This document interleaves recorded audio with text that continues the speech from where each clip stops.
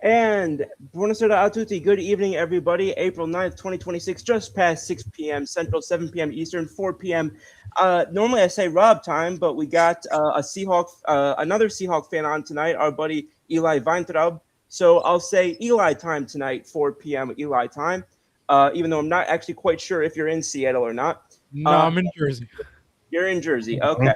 Okay. Eli's team time. We'll go with that. Team And time. of course, coming back on, he's been on before, a good friend of all of ours, and a very, just an awesome guy to have on and talk both sports and just general life. Our buddy Wavy David Mullen. How you doing, Dave? I'm doing well. How are all of you?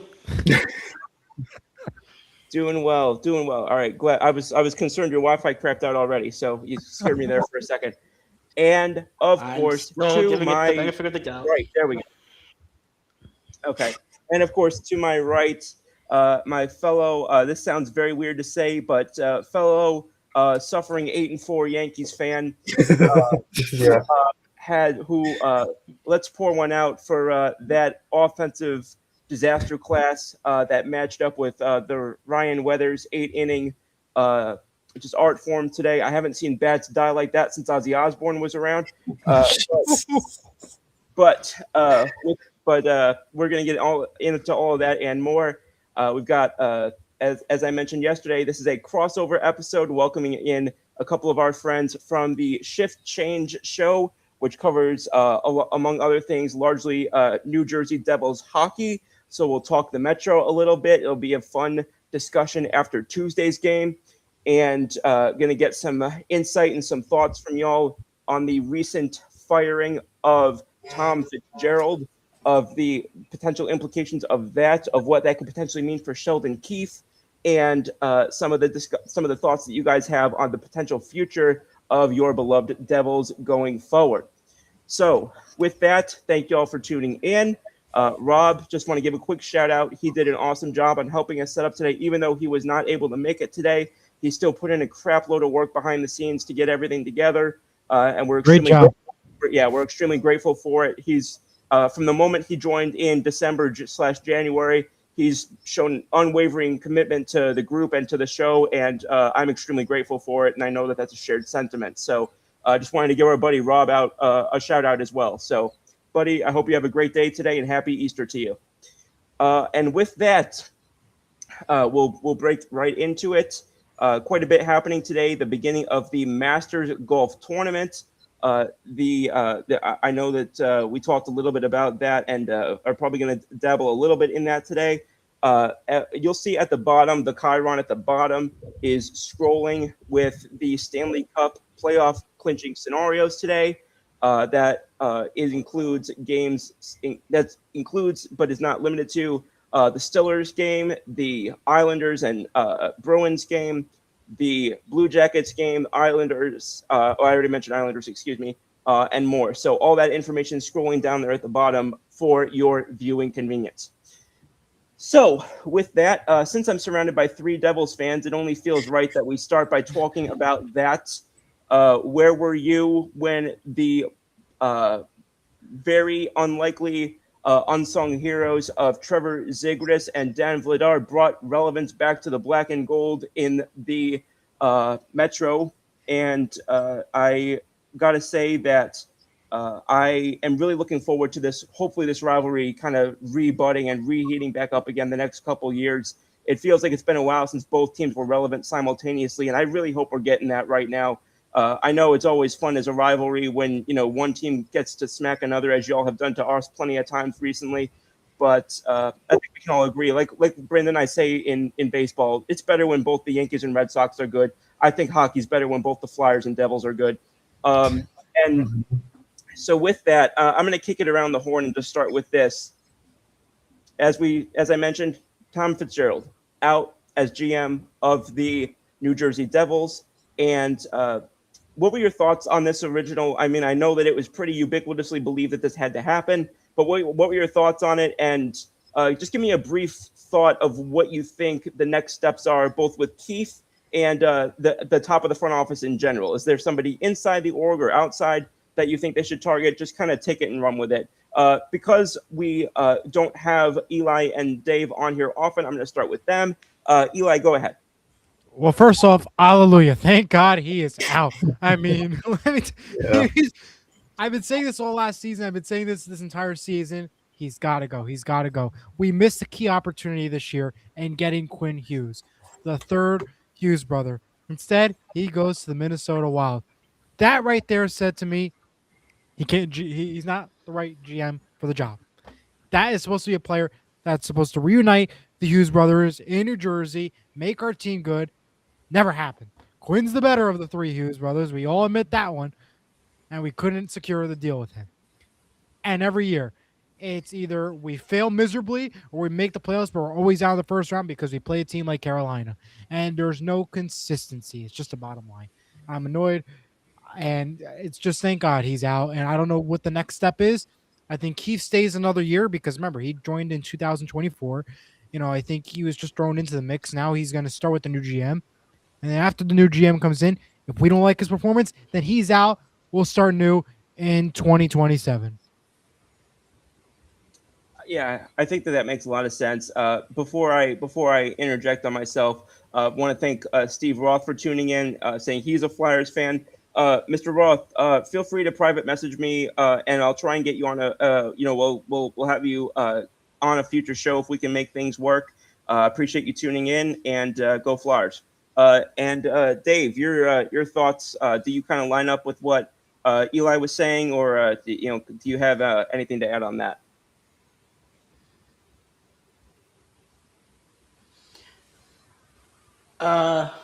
Yeah, I line up with what Eli is saying. I'm one that's kind of a benefit kind of guy when it comes to my sports teams. But this is probably the first year as a Devils fan where I actually aligned with the other fan base, thinking someone should get fired. It goes back to like how the big thing is. It goes back to the Quinn Hughes trade. It probably went back way before that. I saw a post on Instagram a couple days ago with all the notable trades that Fix did during his tenure here, and I only agreed with probably about two of them. other than that, I remember not you a saying good that showing. in one of our group chats. But when it comes to Sheldon Keefe, I like him as a head coach. I want him to stay. It's not at all his fault. He's working with what Fix gave him, and the big thing of that is probably, I'm going to speak for Eli and Brandon here, is probably the Markstrom signing with him having that contract. And that's something that the new GM is going to have to face when we hire him. And I do think the hiring process should go outside the organization, not from within, because Fix was hired from within. And that shows how we performed. We only made it to the playoffs twice, I believe, under his tenure. But yeah, it's like I appreciate some of the things Fix did. He got a lot of slack, and it was well deserved. He didn't make good decisions, and that led to his firing. So hopefully this is a new breaking ground for this New Jersey Devils team going forward.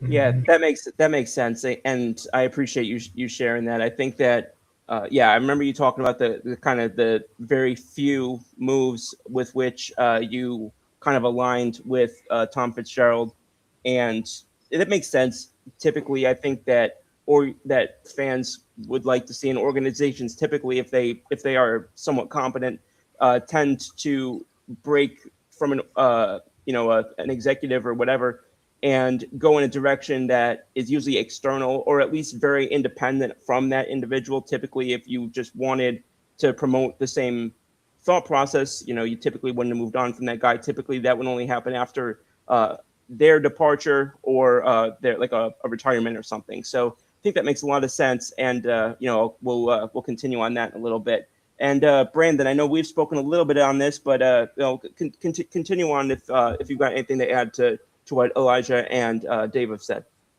Yeah, I've always been one of the pretty vocal fire Fitz people, but I mean, because when you look at the body of work, not just the team not being good enough making playoffs, but just the behind the scenes stuff with the just absurd amount of no trade clauses, no movement clauses that were handed out to these players, especially to guys. I remember you mentioning that quite a bit. Yep. Yeah, and then not just even that, but some of the guys that you're giving extensions to that don't deserve it. I don't think Markey deserves it. I don't think Kovacevic deserved it. That's when you're bogging yourself down in extensions for players that aren't good enough to get one, and when you're handing out just no trade clauses, no movement clauses left and right, and then you're just handcuffing yourself in terms of trying to make deals to make the team better when you do have a chance to make them better. And that's part of the reason why they couldn't get Quinn. It's just a lot of that falls on his shoulders. I think that it's just and everybody says and people get this wrong too because he was with the organization since 2015. He wasn't the GM. He was the assistant GM when Brad, Nico, Jack were drafted. So it wasn't his call. So it's not like he built this team. He didn't. It's what's tough is when you've got a guy for so long and you've held on for so long, there's only so much you can take before it just has to happen. And this season was the straw that broke the camel's back. When this core has only played 3 playoff series over the last 8 years together, that's just not good enough. It's not, especially with the talent that they have. So, and when your idea of bringing in players is bringing in guys who are either over the hill, right, or guys who are just not a good fit in your lineup. And that happened with quite a few players. But even in one of the last moves he made, which we knew that dumping Palat had to happen, right. But to get damn near nothing for a Stanley Cup winner, for a guy that was a big contributor, as a good, at least as a quote unquote good locker room guy, to get a bag of chips for him is kind of rough. And Sipakhov's not returning anyway, so it's just not going to happen. So you basically just got rid of a contract for quite literally not even a bag of chips. You got nothing. You got nothing out of it. Nothing. So if you say bag of chips one more time, I'm gonna have to go to the vending machine downstairs. Yeah, but that's what it is. It's just tough to as a fan base to watch us sit by, especially even when we have it's a lot of every year that Jack goes down, this team shouldn't go down with it. And But it does. And it does. And that's the hard part is it's like what we see with Judge across town. And they see it and and here we go in typical Devils fashion tonight. The first shot of the game for Pittsburgh is goal. Yep. Fantastic. But that just goes to show you the type of season that we're having, though. I mean, look at today's announcement with Luke Hughes. We're benching him with 4 games left this season, so you can go ahead and do surgery and stuff. But the way it was said, though, again, it just kind of says to yourself, yeah, it's like, again, good point there. But it's just like, come on, like the way they said everything is just like, we don't care anymore. We just gave up. We don't care. On a positive note, we did go ahead of the Rangers. It's the little victories.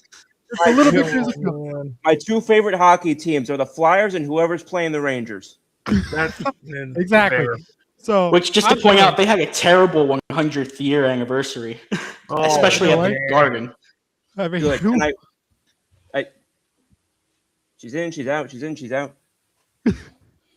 But that's what's funny. That's just how much it's, especially when the Rangers are bad, and it's like we were pretty much expected to. My God, this game is terrible. what else to do? We were expected to basically do a lot better than this, and the fact that your team has basically just hinged on Jack Hughes being Jack Hughes, that's not good enough. And the worst part is, we get to Thanksgiving, we get to December, we get to Christmas every year, and of course, either Jack is hurt or a couple guys are hurt, And the thing is, you're at that point, you are still in playoff contention. You are still even in a playoff spot. And instead of getting hyped up, and instead of getting better, you watch as this team loses like 2 weeks straight of games. Yep. Every single time, like you're not going to survive this. This isn't like just a 2-game absence for a player who has a minor injury. This is 2 months, 3 months. So it's like you're not going to tread water for 2 or 3 months where you're at, come back, and then get back into the playoffs. You are literally going to fall flat on your face if you don't make moves. And every year, Jack goes down, or Jack and Timo go down, whatever it might be, and Fitz never made any moves. Nope. I don't understand how you can look at that, how you can look at a team that's obviously flailing, trying to keep their head above water, and you're basically pushing them under by letting them just suffer. And speaking of players, Jack Hughes, though, if we go to him for a second, his contract's up in 2029. He's still got a lot more time with the Devils. But to me, next year is a make or break year for this guy because he's always hurt during the regular season. Mm-hmm. And nothing seems to be done. We can't make the playoffs. And even when we do make the playoffs and he's healthy and in it, he still doesn't do much. So to me, I think Jack Hughes needs to, number one, obviously stay healthy. But he's got to somehow prove to us Devils fans that we want to still keep him and not trade him. Yeah. Because after next year, it's going to get to the point where it's like he's always hurt. He doesn't do much.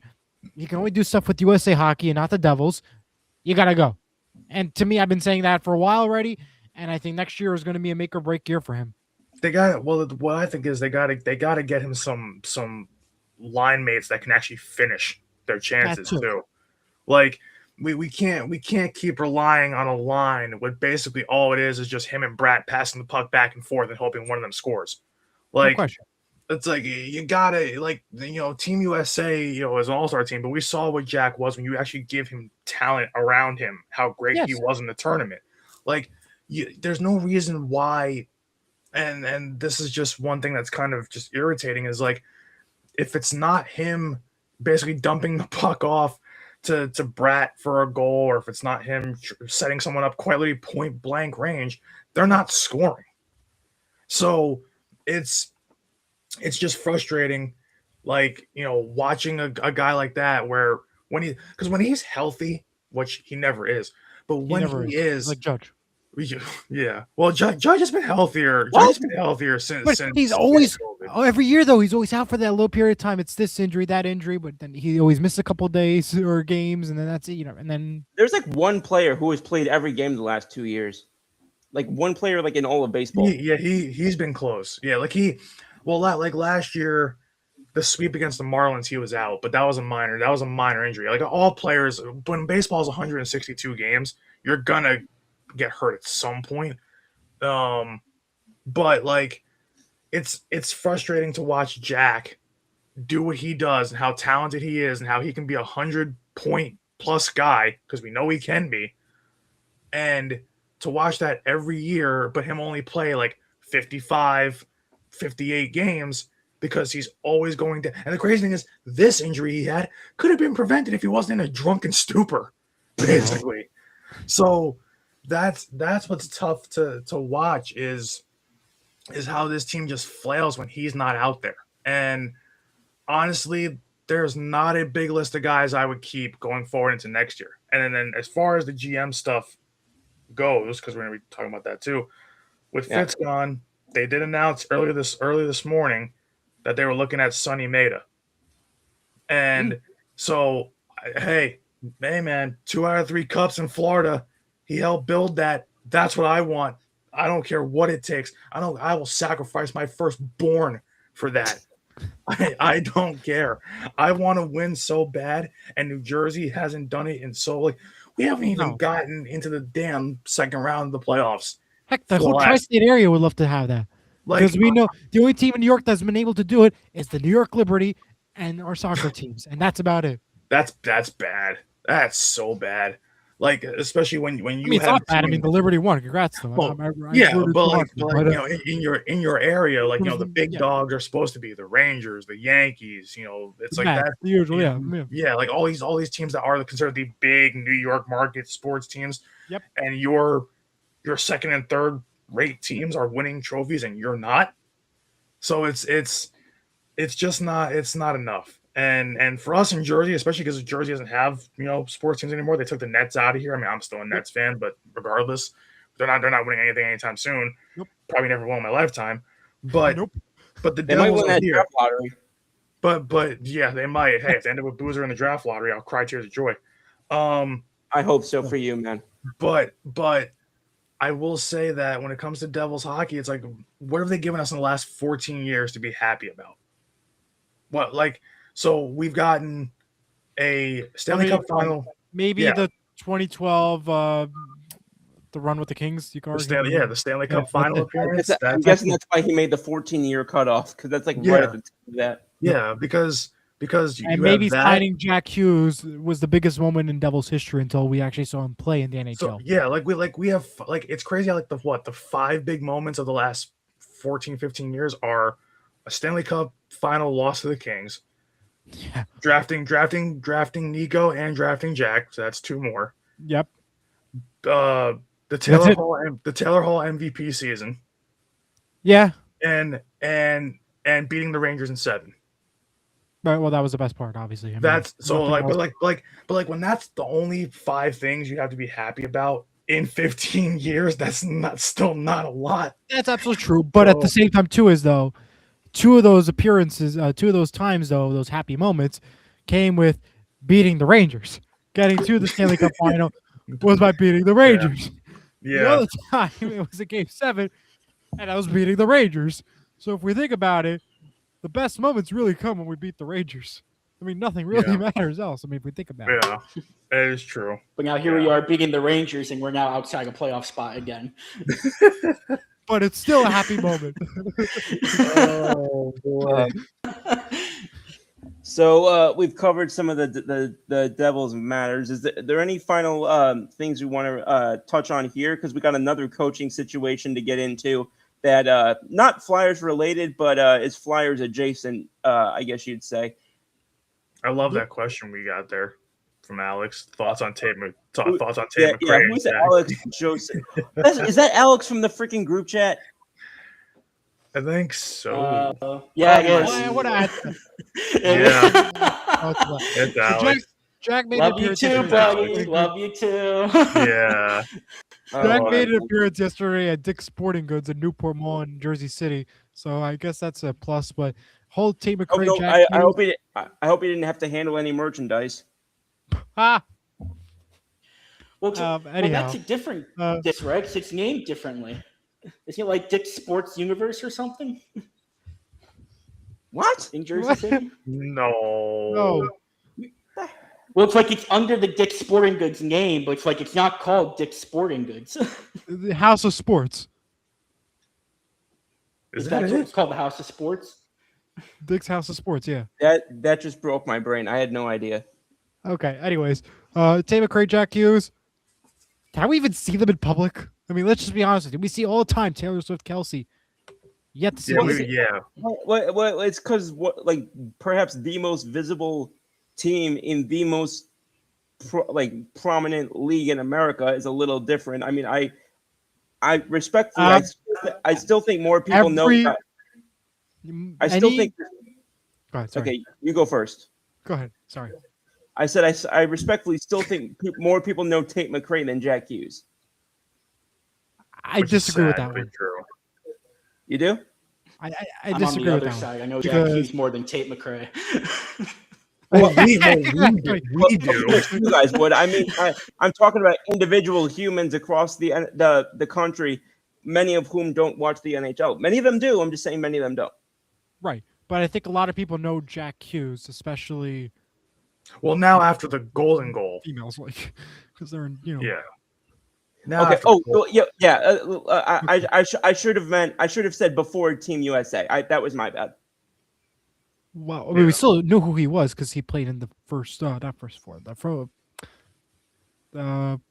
Nations. The Four Nations. Thank you. Patience. Thank you. Thank you.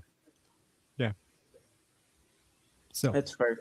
But anything else on Keith slash? No. Oh God. Okay. How Did many you even times? talk?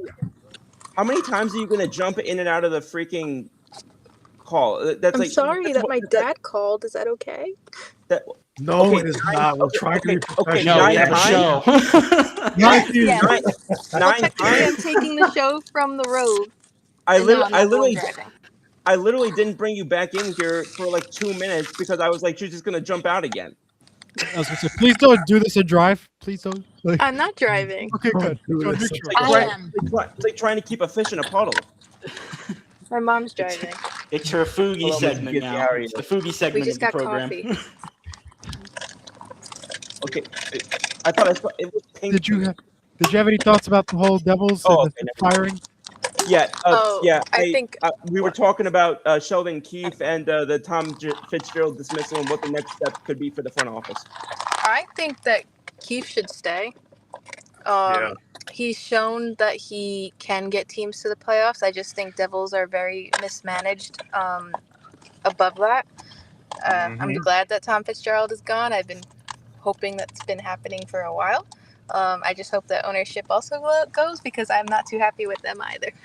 But I've also not been happy with them for a very long time. Regarding Seton Hall now, and I am wearing my Seton Hall shirt today, I'm not surprised that Bud Clark hit the portal. Yeah, I we saw someone. haven't gotten there yet. But We haven't all right. got there yet. Oh, okay. Someone can go mentioned there Seton now. Hall. Someone mentioned Seton Hall, so I thought I'd give my 2 cents. I don't know who did, but Yeah, on the topic of the Devils and stuff, it's just weird because they did play a lot better near the end of the season, but it really did nothing given how the standings have looked for the East. So there's always next season, but we've been saying that every single year, and there's no growth. And these guys aren't getting any younger, so something needs to give. right. Yeah, you know what it is. I don't like the whole. I saw a lot of people bash Sheldon Keefe this entire season through, and I'm like, you guys do realize like it's his second season here, and you also do realize so it's still early yet. Like, why are we being so impatient? And not just that, but like you also have to realize too, what is he gonna do when his star player goes down, and the other guys who are paid insane amounts of money do not produce the way they should be? How is that his problem? Not How is just that that, it's his fault? every coach the Devils have had in the past couple years. It goes back from Hines, it goes to Sheldon, it goes on. I mean, it's the same thing every year. It's either you make the playoffs and you're out, or you miss it completely. It's the same thing every year, and it's on management. Yeah.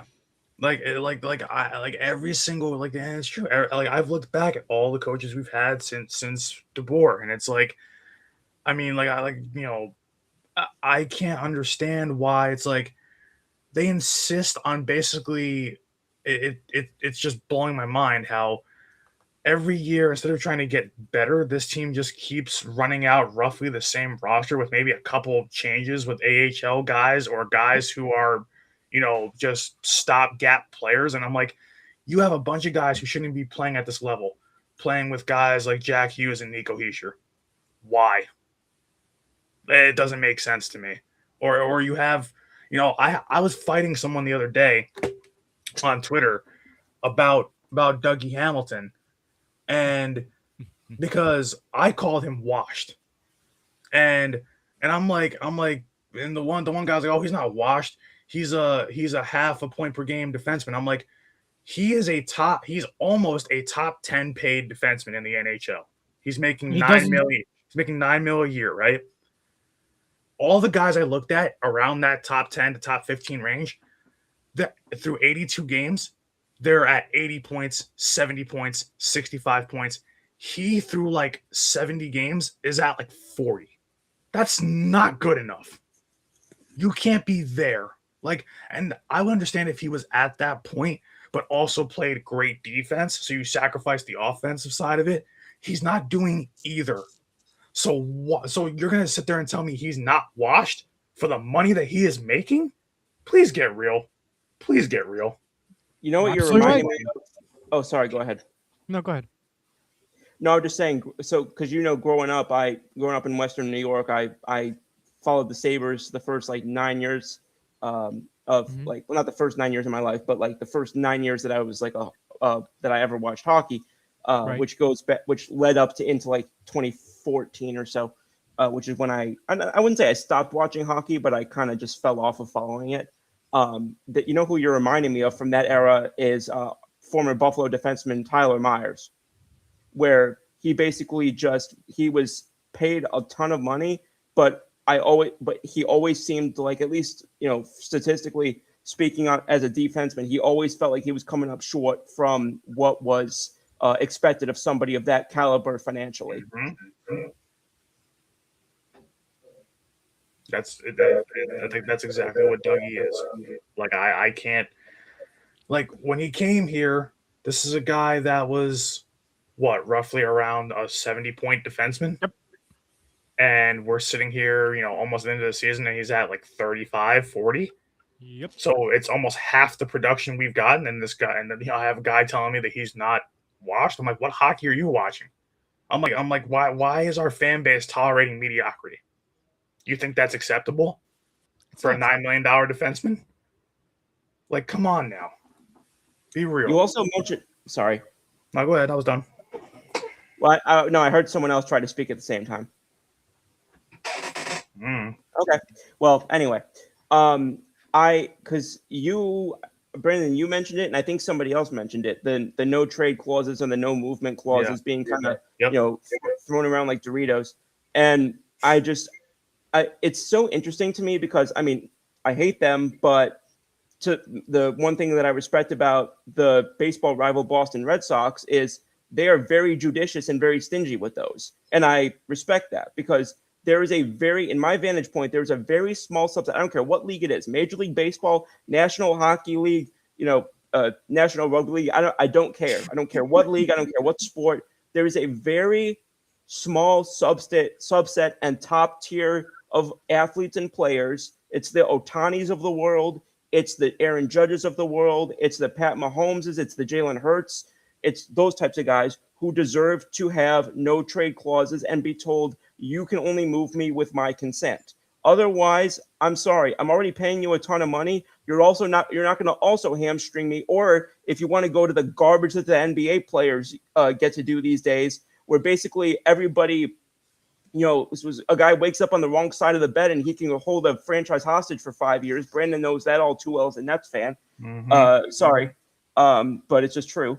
You know, these guys, you know, the prima donnas that exist over in that league, where they basically can just say, oh, I'm going to screw this organization for the next 6 years because I'm going to have a tantrum after I, you know, load manage for 37 days and I, you know, put up 1.8 points per game in between about 67 trips to Burger King. I'm looking at you, Zion, pre this year. But in any event, I respect organizations being stingier with those. So when you tell me that, and you tell me that these lower level organizations, Kurt, I know it's on the organization, that's what I'm saying, and saying that these organizations are being very just kind of generous with them, I can see how that can be an issue, and to me that seems like, you know, questionable management for sure. Kurt's jumping in, and appreciate you jumping in tonight. Kurt says, boys and girls, how are you? That's an interesting way to start. Says 2 questions. I'm not busting with this one. Seriously, how many guys that left Seton Hall will Patino grab with the Johnnies? And number 2, is the Colorado Avalanche a lock to come out of the West? Who was their biggest challenge? Have a great show. Thank you, Kurt. No, those are legitimate questions for sure. And it's kind of a great segue into what we were going to talk about with Shu anyway. So can I talk about the Avalanche first, and I'll answer that question? Yeah, absolutely. We'll go in reverse since we were talking about hockey. Okay. First off, good for hearing from you, Kurt. Second, Colorado Avalanche is first in the entire NHL with 112 points. Second behind them is the Carolina Hurricanes at 106 points. There's not much game left to play, which means Colorado is likely going to win the President's Trophy. And if we know about anything about hockey in the President's Trophy, if you win the President's Trophy and become first place in the NHL, no Stanley Cup win for you. So do not expect them to win a Stanley Cup. Maybe make a run in the playoffs, yes, for sure, but not to win the Stanley Cup.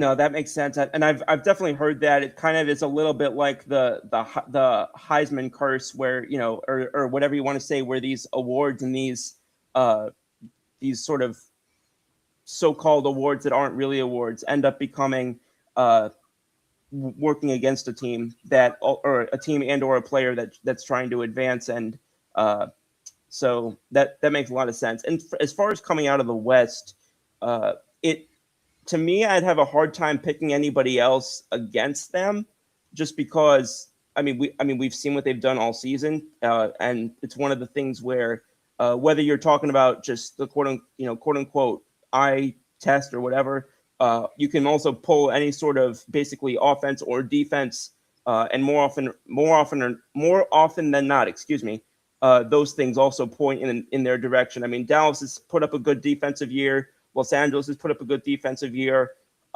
Washington and Tampa, just saying, we're number 6 in goals against.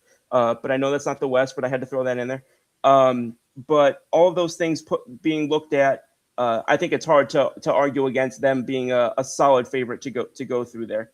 And Jody says, Avs won a cup the last time they won the President, so try again. Jody, good to see you. Conspicuously didn't see you last night after getting swept by Colorado, but glad to see you jumping in tonight. Dave, you got anything to add to that? I don't know to what degree you follow the Avs, but you got anything to add on that one? The one thing I just have to add is that, just going back, I think the clinching scenario today is that if Colorado beats the Flames in any fashion, they get the President's Trophy. So that's something to keep an eye out for. Yeah, well, it says here, Colorado, they win the President's Trophy with a win today or a Carolina regulation loss. So I don't know who Carolina's playing offhand. So Carolina, Chicago. That's Chicago, right? Or the Blackhawks. And remember, the Avalanche also have like 5 more games left in the season, including tonight. Carolina Hurricanes have 4, including their tonight. Avalanche, they have the Flames tonight. Have either of those puck dropped yet or no? No. Okay. Avalanche are going at 9:00, and the Blackhawks Hurricanes are at 8:30 tonight. But if we look at, can you give me a time zone there? Oh, Eastern time. These are in Eastern time, by the way. Okay. Just want to point out though, if we look at the 2 teams that they're playing tonight, Carolina's playing Chicago. Chicago's out of the playoffs. If we look at Avalanche, they're playing the Flames. They're out of the playoffs as well. So it should be winnable games tonight for these 2, but we'll see what happens. Yeah, fair, for sure. With that, do we want to make that pivot back to kind of be Ross with the couch and friends, and we'll pivot back to the Seton Hall Rick Pitino conversation with Kurt? Yes, go ahead. All right, let's throw. I'll pivot that. I'll throw that down to Nicole because I know that she was on here and itching to talk about Seton Hall. So I'll start you off with do you have anything to add on this question that Kurt asked? I think that it's a good possibility that Pitino and a ton of other coaches are, poaching our guys in terms of, trying to get them to come before even transferring into the portal. I mean, we saw it with Kadari. We saw it. I wouldn't be surprised if it happens with Najah Hines, and it ultimately happened here with Bud Clark entering the portal, even though everyone thought he was staying.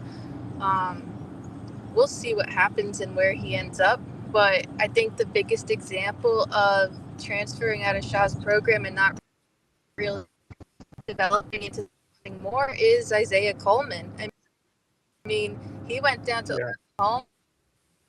He got into he was performing well. He had a really bad stump, but now he's back in the portal.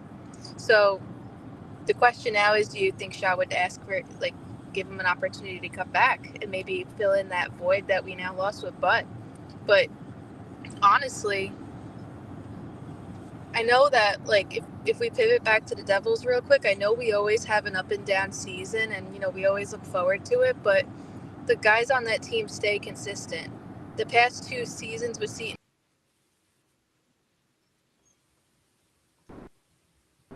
to happen. I don't know how much more we could take of this. It needs to be regulated at some point.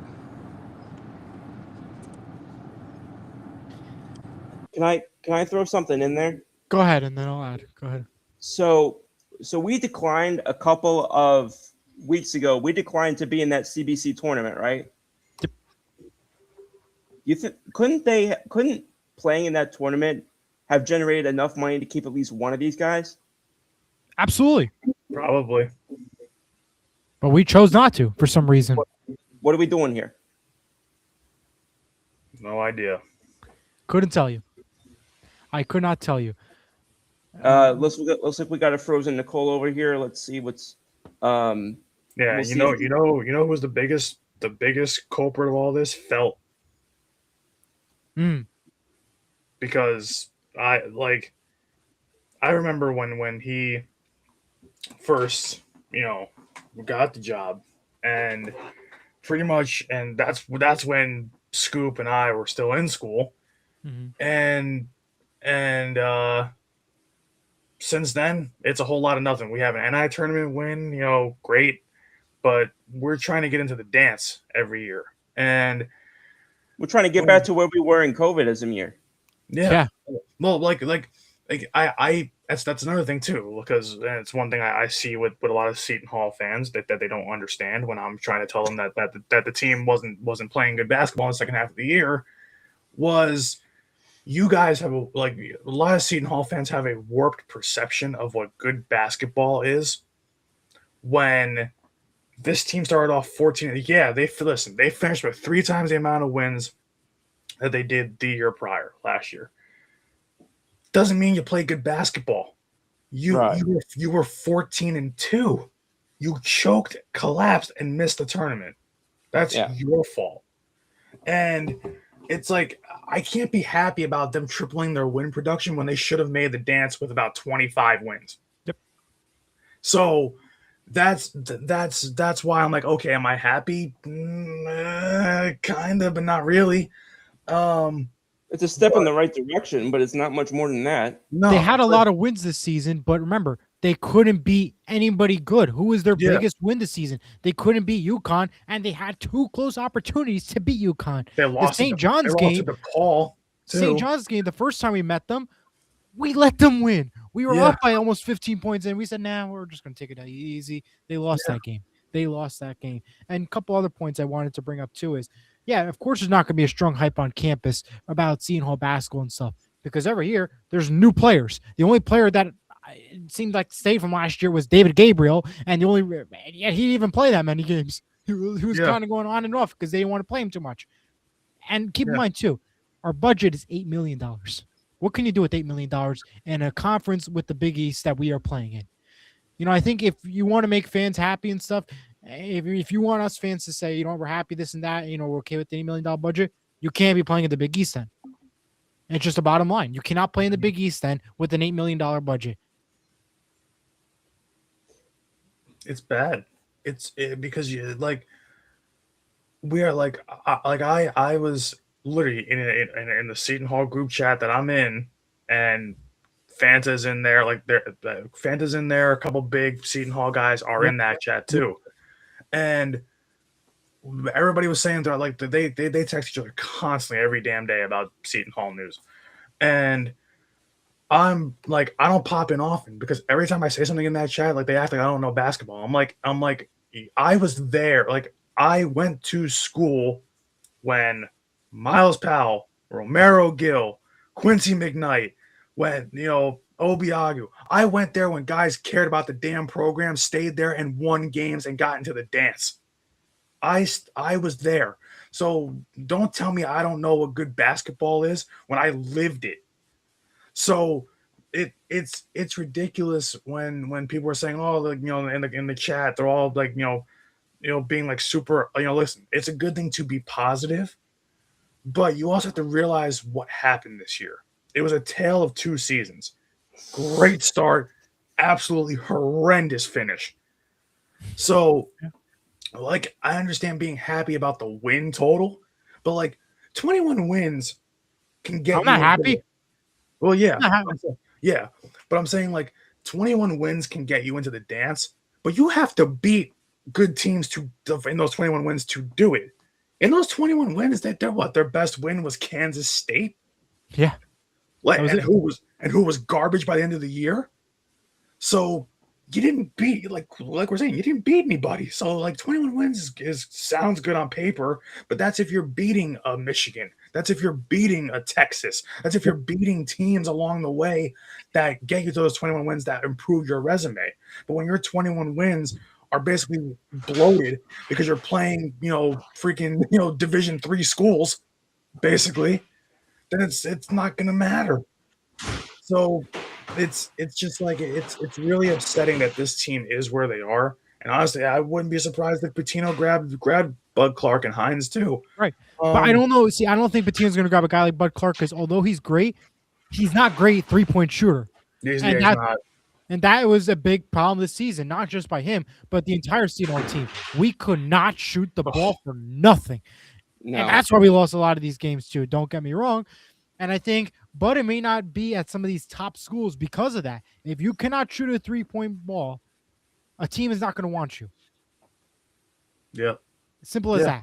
Seton Hall lost a lot of these games because we did go 1 for 18 on 3-point shooting. We couldn't make half of our free throw baskets. It was these little things add up. Yep. They do.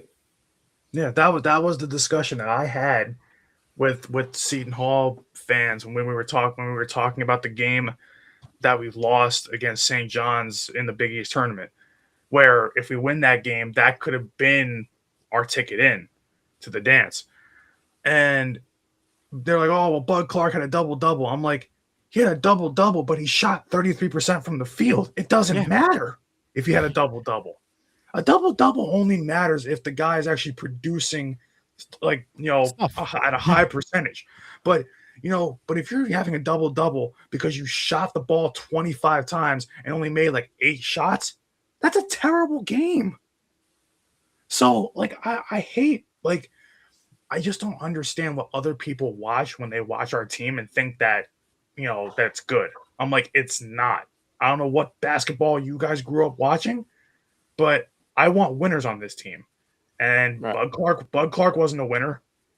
Like, Hines wasn't, like, when it mattered, these guys were not winners. These guys were not killers. These guys were not the Miles Powells and Quincy McKnights and Romero. These guys weren't that. And that's what just makes it so upsetting, is that we are not that far removed from those guys playing here, only 4 or 5 years removed. And this program is this far down in the toilet. Yeah. That's insane. Winning is one thing, but we also need consistency. We want guys to stay. I think that's a key part too, is every year they leave because of the NIL and stuff. They don't care about the college education or about winning these basketball games because it's all about the Benjamin. It's all about the money. Yep. Mm-hmm. I think we need consistency on this team. Not so much, yes, we need wins. Obviously, that's important too. But, if you can have a guy that, can stay for 3 or 4 years or even 2 years, you can try to build up something so that maybe it comes second year, you might actually make it to March Madness and even have a shot at making a run for it, or making the NIT and not denying it. Same like the Crown tournament that we just denied as well. Mm-hmm. And we got Jody here saying St. John's is 10 million. I think what he's saying is the budget is 10 million compared to our 8 million. Yes, but they also have a great coach though. Thank you. Yeah, it's Rick Pitino. Yeah. That's why they could make a $10 million budget work. Yeah, Rick Pitino is your coach. Yeah, right. And that's not a dig at Shaw, but Shaw is not Rick Pitino. No, almost nobody is. No, right. So to turn that program around, something. I mean, and St. John's and Pitino's done exactly that. Mm-hmm. Shaw, unfortunately, he left right away from St. Peter's to Seton Hall because he had the experience, because he just made the March Madness, and they thought, they can do the same, and it's all because of the money. We all know that. Yeah. I remember it hadn't gotten public yet, but I remember when I got a message from somebody at St. John's that was going to happen, that Pitino was going to be the new head coach, that because I guess they had seen him there or one thing or another after a meeting or whatever, and as soon as they sent it, oh my gosh, here we go. because I knew that St. John's was I mean I think a lot of us knew that St. John's was going to be become hitting that next level very soon, and evidently that's didn't take long to manifest itself.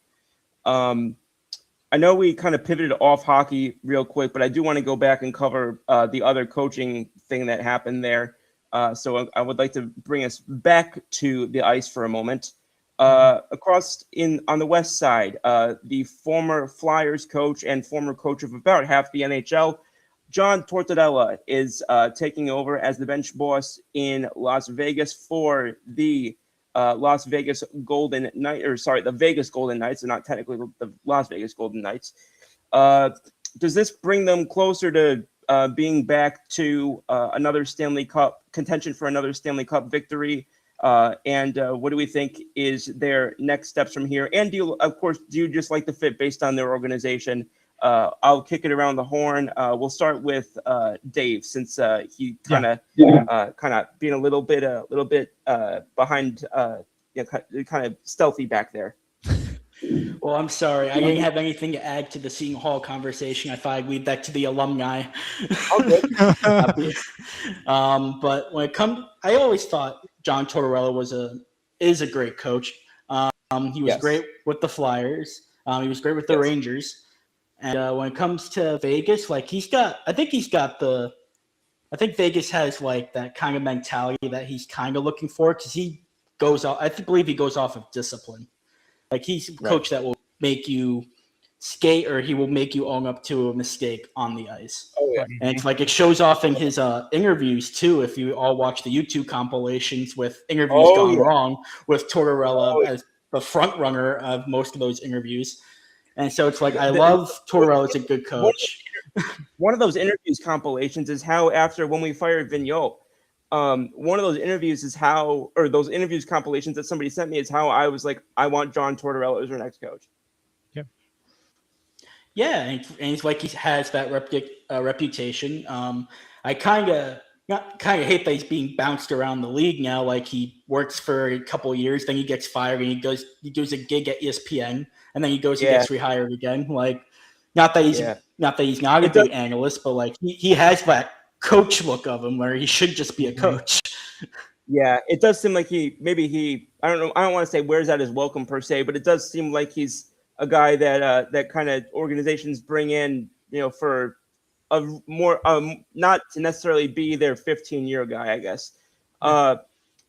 Nikki, your thoughts on Coach Tortorella being the new guy over in Vegas? Can you hear me? Yes, we can. Okay, sorry about that. Connection here is a little crazy. But my thing about John Tortorella, I think he's one of the greatest coaches who have ever coached the NHL, even though he's been bounced around many times, and he's also done an amazing job with the U.S. national team. I do think that he doesn't get as much credit as he deserves because, yes, he loves to speak his mind, which I think is needed, and he's not afraid to pay that fine. Backing up to the Devils a bit, if Tortorella was not picked up by Vegas and Fitzgerald was fired and Keefe ended up getting fired, I would have wanted him to be the head coach for the New Jersey Devils, because I think those kids need a little bit of sternness from someone and not softness from some of these other coaches that we've seen. I think they really need to hear how it is, especially getting into that mentality of, you're playing in the greatest hockey league there is. You're making all this money. You need to perform well. And Tortorella knows how to get that out of his guys. I think it fell flat, unfortunately, with Philly.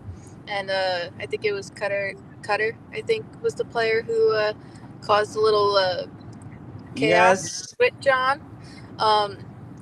Personally there, I don't think he had any position to talk to Tortorella the way he did. You don't disrespect your head coach. So I think Vegas needs a little discipline, and I think that John Tortorella was the best hire for that.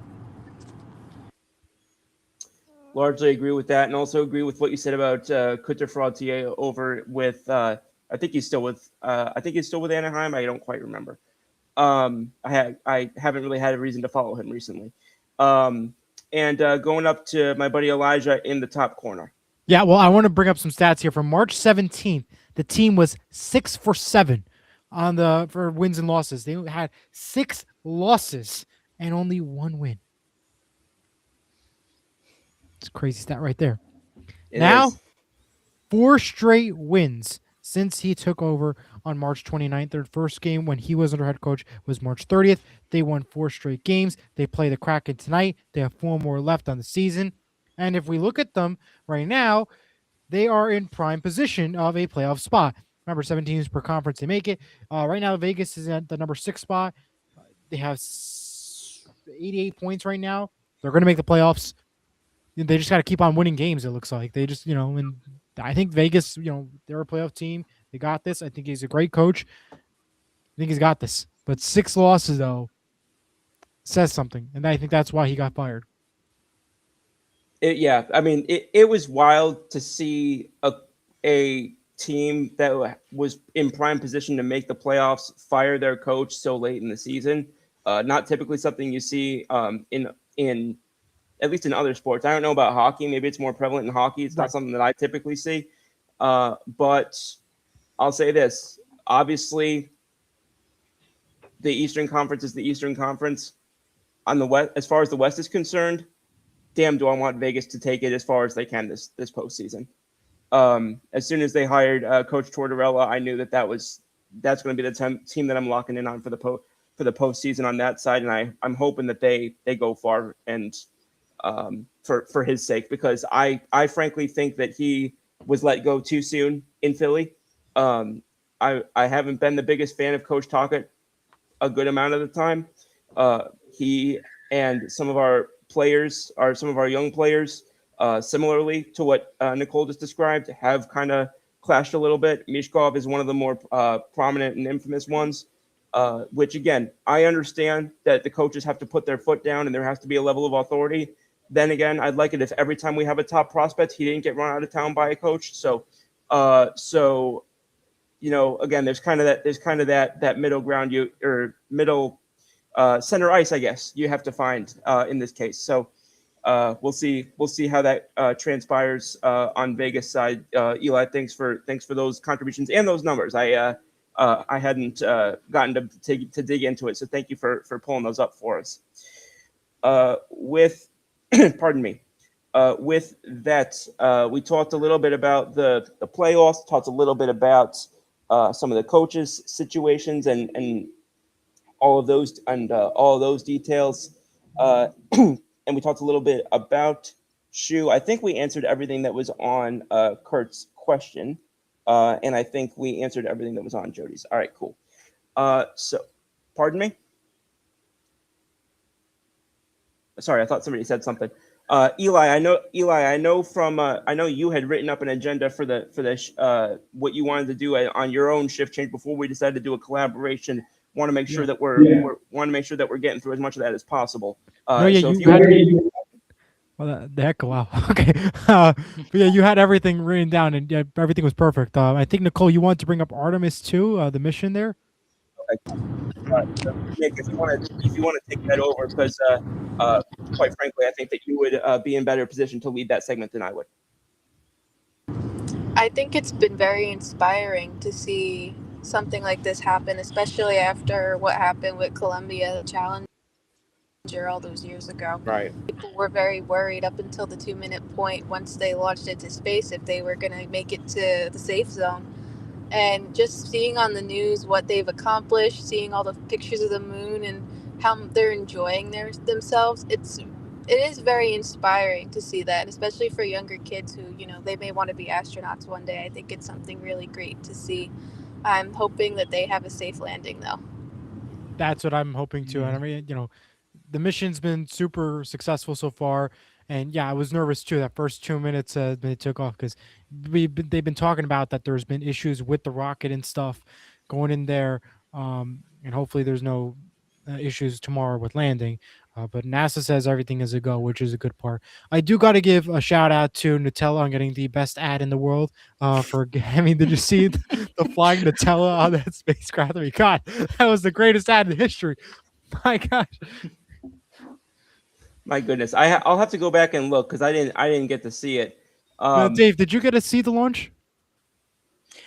I unfortunately was not able to actually see the rocket go up. I do have pictures from around Disney that I've circled on social media of the rocket flying up from, I think there's one picture from the Grand Floridian that I saw. Yes, I saw that one. Seeing the rocket go up. But I do have to say, it really is a nice privilege to being a skate, and then you look up into the sky and you just see a rocket go up into the air into space. I remember one time when I was on my first Disney college program, I was working at one of the main entrances at Epcot, and then I turned around and Overworld Showcase, there was a stream of fire going up into the sky.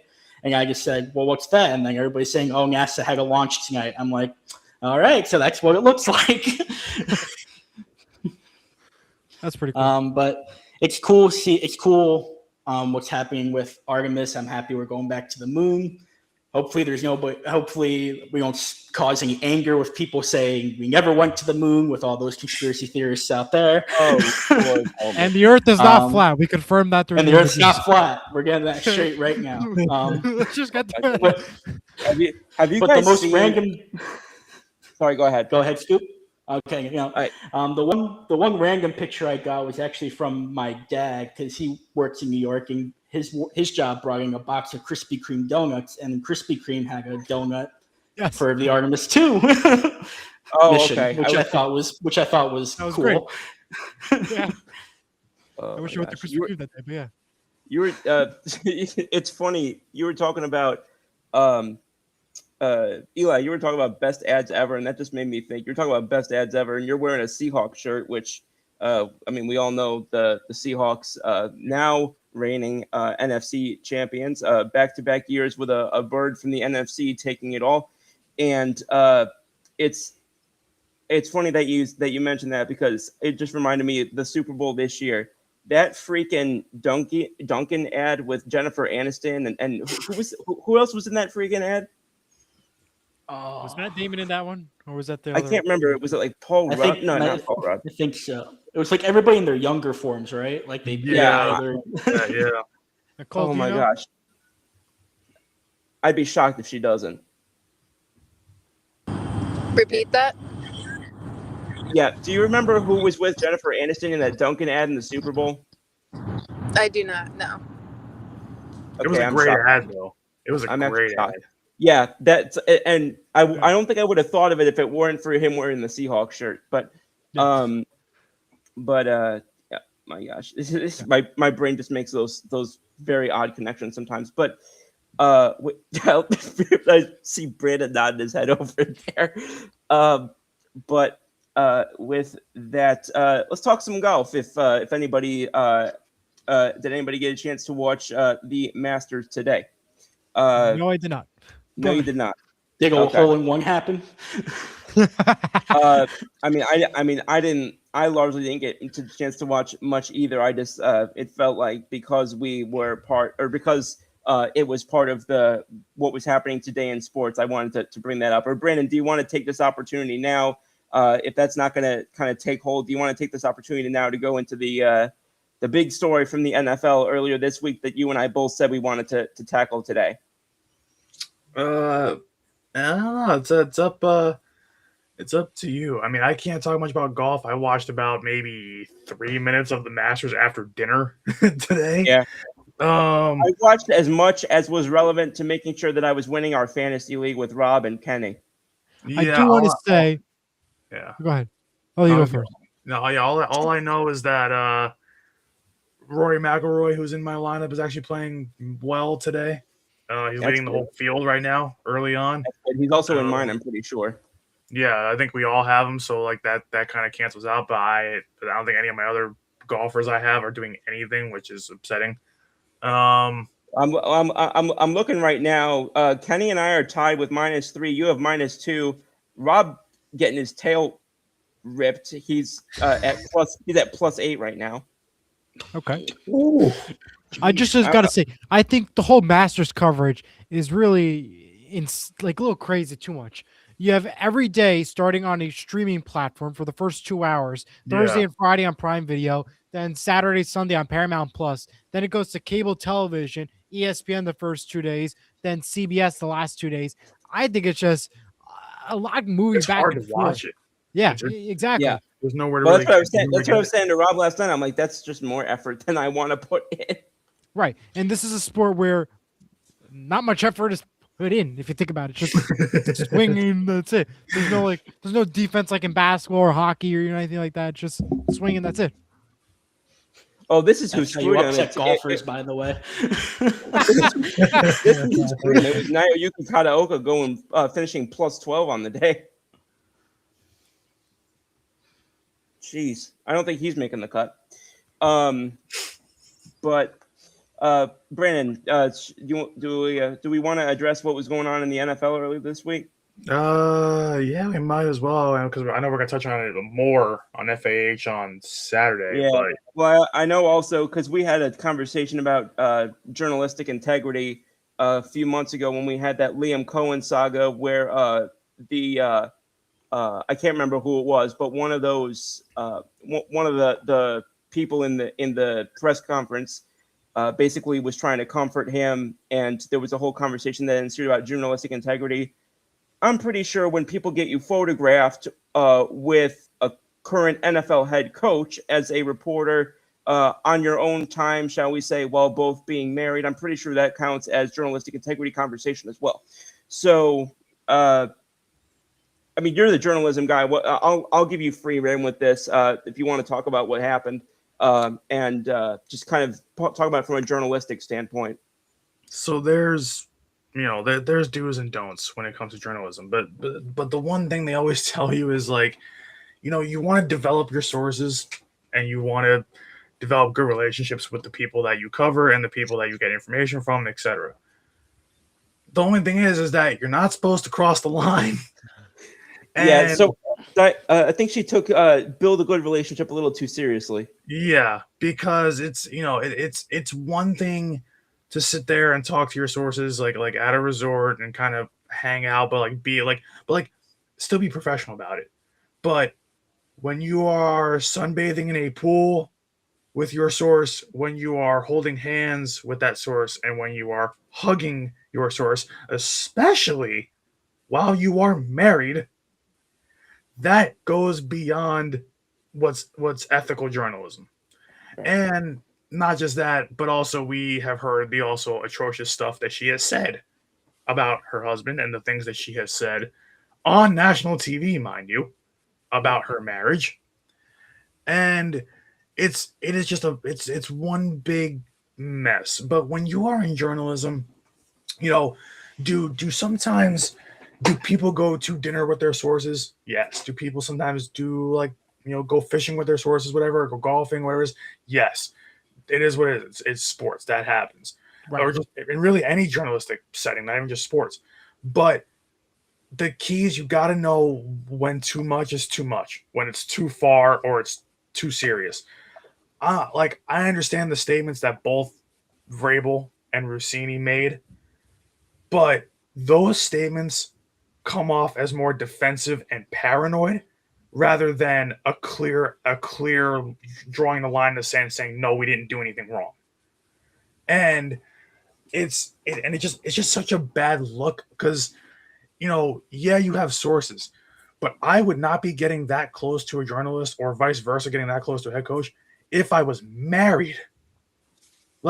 Because, listen, we don't know everything that happened, but you do not under any circumstances get that close to your source where you are basically, damn near ripping the shirt off the guy's back, hugging him and holding hands, and literally it's not like they're yards and yards, like 10 yards apart from each other in the pool. They are right next to each other in the pool, laughing, cracking jokes. Like it looks like a couple on vacation. Yeah. That's not appropriate. It's not. I don't care who you are. I don't care what rebuttal you could have to that. By journalistic standards, that is not appropriate. It's not. Right. And it's, and regardless of how me and you feel as Eagles fans about her reporting, because we know, we've had plenty of issues with that over the last 2 years. Right. But it's really damning to both of them. It's just not even just as your professional standpoint, but your personal life. Like I said, you're like, you two are married. Yeah. You like, you think that little of your spouse, that you are doing this and thinking that nobody's watching, and like it doesn't make sense to me that you would think that little of your spouse to do that. And it's from every angle. Like, there's probably a way you could spin it and make it seem like it's okay, even though it's not.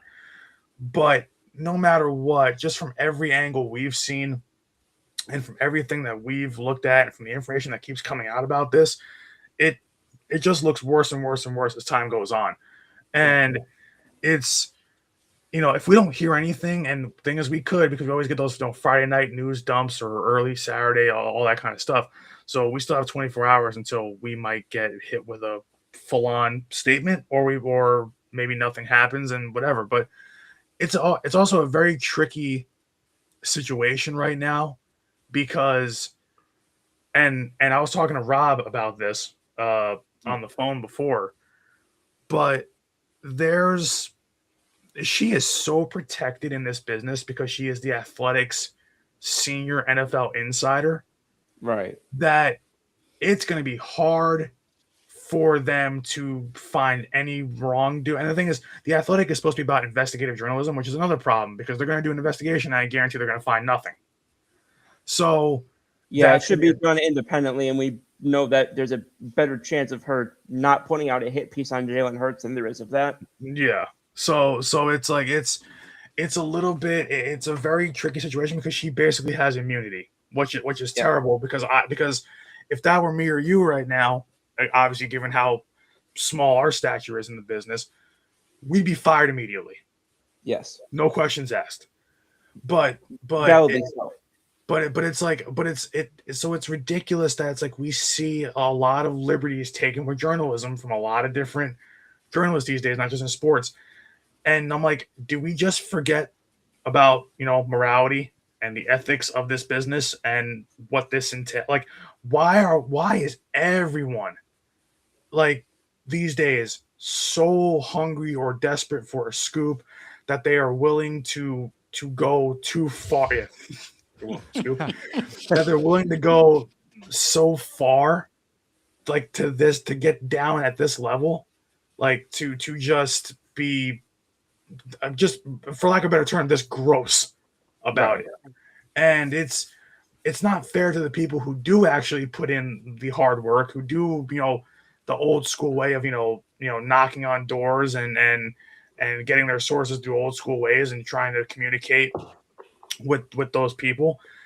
Because it's like, you have people like this who can just pretty much just walk into, any kind of room, and especially with her, when her credibility is shot to holy hell, and she can walk into any room and do whatever she wants, and there's no consequences for it.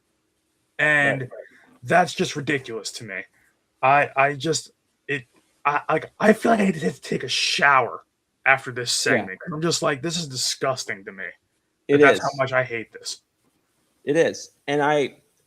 And you mentioned a couple things that I'm going to respond to, and then I'll kick it around the horn for anyone who wants to contribute to this. But you mentioned that people are going to try and spin it and one thing or another. I mean, Mike Vrabel's already done that. He basically said, "Oh, there was a group of people. It's just they happened to just catch us or one thing or another."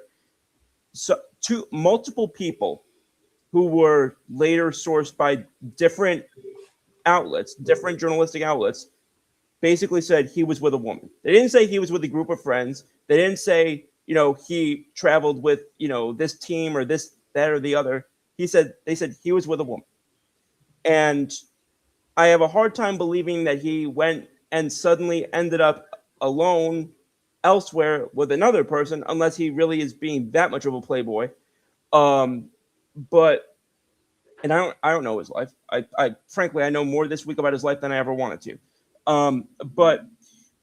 It just, and then you've got the elements of it where they're starting to dig, because this is what people do, not right or not wrong. People, things like this happen. They start digging into the past, people are finding on both sides, I think this is disgusting.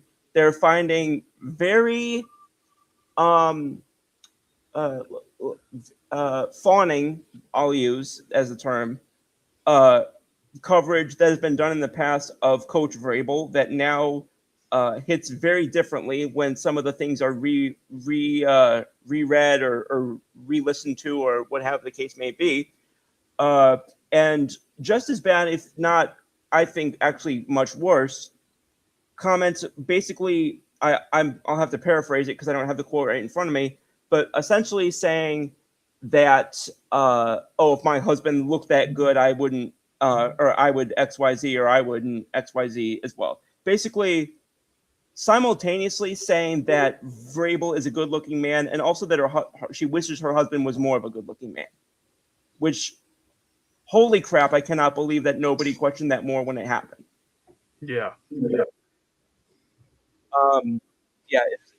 anyone else want to go on this one, I've got one more element that I'm going to bring up on this at the end, and I'm pretty sure Brandon knows exactly what I'm going to tie this into because of what she said in the past. But does anyone else want to jump in? Eli or Nikki or Dave? I'm just going to chime in just like the form of a question of, were you trying to get caught?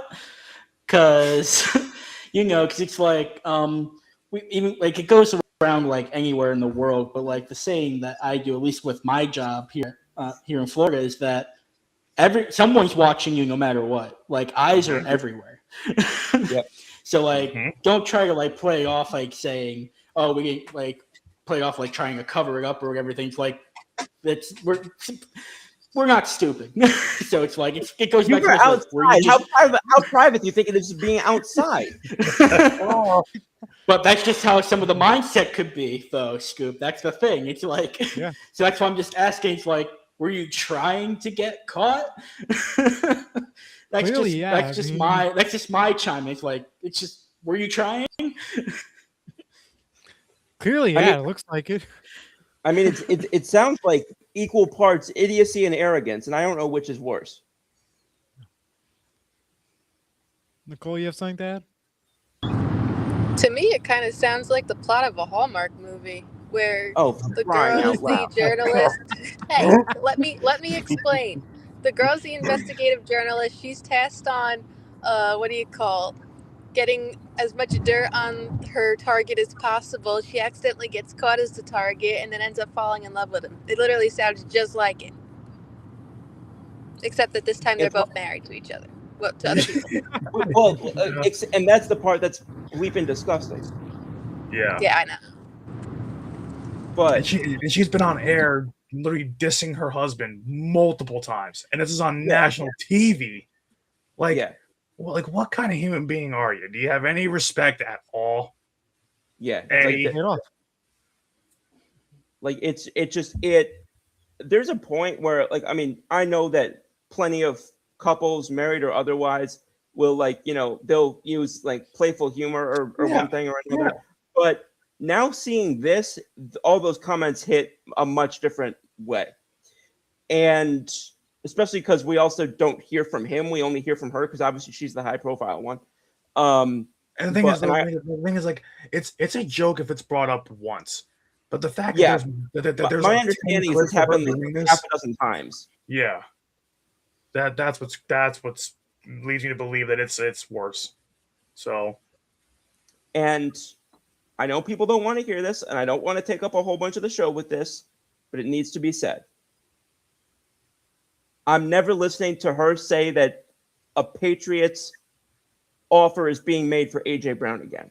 Oh, hell no. Because that narrative now that she was pushing makes so much sense, and I regret that I ever trusted any reports from her. I never did. Never have. Yeah, you were ahead of me on that because, oh my God, like this just feels so planted now. It's leaps and yards beyond not funny, and the way that everything just looks so laid out now and so strategized now and so basically like again like basically, and Rob will put this a lot better than I can on Saturday from a journalistic standpoint. But it's absolutely really disappointing to me that she probably at most will get a slap on the wrist. My guess is not even that. But it is really disgusting to me that there are so many great and professional and respectable and intelligent women in NFL media who are working their ass off constantly to get to even half of where she is, and she can do this, and she's the face of that, while these people are doing probably a much better and much more ethical job than her, and will never even get to half the fame that she has. Mm-hmm. You said it best. On that note, with pivoting off of that, we are at a little bit after. What time frame do you guys usually go to on shift change? We don't have a limit. Okay. So you guys don't have a limit. We don't have a limit. All right, let's just keep this damn thing rolling then. So Jack, you scored. Yes. Wow. Nice. It doesn't That matter. one, it doesn't though. We're count. already I'm eliminated. Now it doesn't matter. Yeah. Wow. I know. What a surprise, everybody. I'm only watching just to watch him stat pad. I'm watching this like I'm a Cowboys fan watching Dak Don't let this Prescott. ignore you from the fact that after the Devils scored, Pittsburgh scored back to back. Yeah, it was in like 30 seconds too. It's like the infamous meme. Mike Trout hits a 3-run home run for the Angels now to trail 13-3. God, respect to him, honestly, because oh my God, just committing your whole career when you could have been perhaps the greatest position player ever, committing your whole career to that just dud of a franchise. Respect, because oh my God, that man should have far more rings than he does. I mean, he has none. Pardon? He's got to be a masochist at this point. Yeah, no, seriously, it's worse than Rob staying up until 3 a.m. to watch the Jaguars play the friggin' Commanders. But with that, do we want to kick it back into some baseball for a brief minute? I know we talked about it last night, but we typically center WTS around that, and we haven't really touched on that. So, Brandon, talking about how the Yankees lost again today. Well, I was gonna say, Brandon. I kind of let in with a little bit of rant. Yeah, I let in a little bit today with how Ryan Weathers put down an absolute just not what they literally call a Maddox, but a Maddox-like performance, and it was just completely freaking wasted. I mean, I made the bats comment about Ozzy Osbourne, but just in general, just.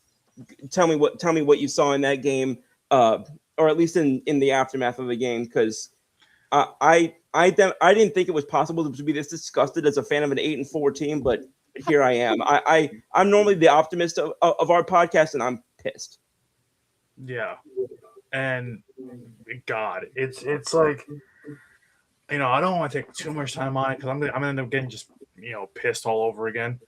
But it drives me insane that even if you have half your lineup not hitting, you should still have more than one hit in 14 innings. Remember, this goes back to yesterday. So they were getting no hit through 12 innings. Their first hit didn't come, I think, until, was it like 12 and 2/3 of the way through? So, going back to that game. So to be no hit for almost basically 14 innings or 13 innings around there, and to not be able to even hit a 91, 92 mile an hour flat fastball down the middle of the entire game, right, is ridiculous to me. You are a professional baseball player. Hit the damn ball. Mm-hmm. And it's not like they were getting blown away with crazy stuff. You were facing Springs on the mound today, for about 7 innings. who was only basically throwing you a changeup and a fastball the entire game. Maybe changeup, fastball, cutter, maybe. And he wasn't throwing you anything that you hadn't like third time. Like I get maybe first time, seeing him, you're gonna go down whatever, 1, 2, 3. Second time through, I expect a couple hits. By the third time through, he's getting into the 7th inning. You should be tagging him. And the fact they couldn't do any of that today and only muster up 1 hit in this game, I mean, like, it's crazy how the one thing that we're cheering for in this game was a Ben Rice, 1-out hit in like the 7th inning.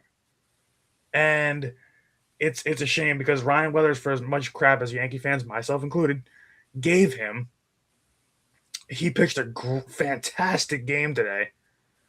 And really that one run for the A's only scored because Bellinger misplayed the ball in center and it rolled away.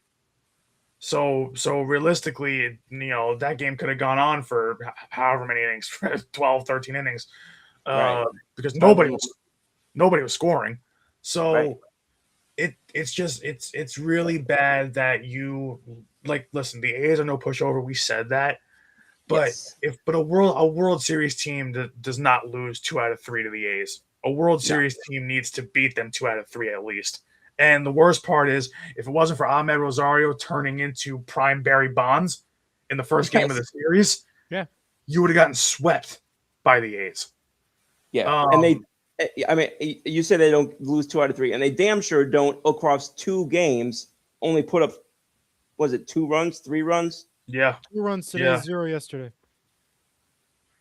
And what? And that's 7 for the series because it was 5 in the first, 2 in the second, and none today. So 7 runs in 3 games. I'm good with the 5 in the first. I can handle. I'm good with that. I got no problem with that. I got problem with the last 2. I got a problem with getting shut out today. I got a problem with, or shut down today rather. I got a problem with the fact that these. This lineup and these bats can't put together. And again, I'm not saying I don't really think that in this day and age, I don't think that small ball is particularly as effective as it used to be. And I say that let me don't go changing the channel on me. I say that because if you're struggling that hard to get 1 run, I don't know what makes me think, or to get 1 runner across, I don't know what's suddenly going to make me think you can put 4 or 5 or 3 or 4 hits back to back. And then you know what else really just makes me mad, just real quick. Then what really blew my lid was Randall Grichuk is not an everyday player. Randall Grichuk is a right-handed batter, and you are facing a lefty on the mound. You have a lefty killer on the bench who basically doesn't get a chance to come up in that 7th inning with first and second 1 out. And you have I'm trying to remember who was on the bench. I'm sorry. Was it Goldie? Goldie. Yeah. And the thing is, you can align the defense afterwards, but letting Randall Grichuk in that situation have an at bat in that situation, knowing that he cannot hit a beach ball, knowing that he's not an everyday player, so the chances of him coming through are slim, versus a guy who can come off the bench and be a good pinch hitter or play every day like Goldschmidt has between last year and this year. Mm-hmm. You have a better option sitting on the bench. Why this is the second or third time they haven't gone to him in a pitch hit situation. I don't get it, because on the game on Easter against the Marlins, that was one of the other ones I was thinking of. You went to Escara over him. I don't understand why. I know why. It's the they went to Escara again like a day or 2 later in a pinch hit situation. Yeah, and then in this game you have Randall Grichuk up who literally cannot hit, who was and then he comes up and it ruins the whole inning because he gets 4 changeups in the same location down and away, swings through 3 of them. Yeah, and then of course you have 2 outs then, and then you're leaving it up to Austin Wells, who you still could have pinch hit Goldschmidt for. So you had back-to-back chances to pinch hit Goldschmidt with a runner in scoring position to try to at least tie the game, and you don't do it. I don't know why you don't push that button. That is an obvious decision to do it right there. They also have a crazy amount of the Yankees of games played because they started on April 7th earlier this week on Tuesday. Their next day off is not until the 20th of Yeah, April they on have a 12 Monday. more games. Yeah, Yep. Yes, they have 2 more games, that's- including a road trip this weekend to Tampa Bay. And these are tough teams they're playing. They got the Rays, the Angels, then the Royals before their first day off. And then right after the day off, they have the Red Sox and the Astros. I mean, they And- have such a crazy schedule within the course of 12 days and even after that. And let me add on to that because they got the Trop, which is a shithole, excuse me. Yeah. And they've got, and moreover, on top of that, they didn't play at the Trop last year because the Rays were playing at Steinbrenner Field. So they haven't seen the Trop in a year and a half. They haven't seen the Trop the way it plays now because it got a whole bunch of renovations. Mm-hmm. So I don't know how much of it is that's going to be a factor, but I'm guessing it's going to be It'll more be a than zero. factor. And with that, I want to get to this comment real quick. Kenny Kirkpatrick. First off, I want to say before I read it, happy birthday, Kenny. Happy I hope birthday, you're Kenny. doing well. Happy birthday. And thank you for tuning in. I know you're presumably working tonight. And if you are, I hope you have a good shift. If not, hope you get to enjoy your birthday however you choose. I'm sorry it didn't come with a win today. But he says, hello, everyone. Inside Jome for Scoop and Brandon. Obviously, he meant to say joke. Who is the Scoop? Who is the shortest player in NBA history? Was it Bugsy Siegel? No, I'm kidding. Obviously, it was Muggsy Bogus. And the reason, for context for the two guys here, that became an inside joke because we played a trivia game over video conference a few days ago. And for whatever reason, when this came up, not only did I not know it, but it came up again a few minutes later. And I completely forgot still. I couldn't answer it, even though we had just gone over it. So that clearly did not stick before, but it seems like it's been sticky now. So hopefully that remains the case. But Kenny, thanks again, and appreciate that you came in with that. Mr. Coffee, Patrick Wiltsey is saying aloha, boys. Aloha, Mr. Wiltsey. And of course, we don't have him here with the little graphic that he has on his wall. But shout out to Lion Coffee. Mr. Wiltsey has been putting us up with some great coffee. I still have yet to try mine because, again, I have a Keurig and I haven't been able to utilize what I've got so far. But I'm looking forward to when I get to Rochester. That's where I've got a different coffee maker up there. And he says, can we end MLB season now? I think the Rockies could make the playoffs if we did that. Go Avalanche. I'll say this: you guys played the Astros fantastically. Of course, according to Jody, that was because you had a closer missing and two guys injured and one thing or another. I don't know. Maybe one guy's didn't cut his toenails or something. I forgot what the other excuses were. But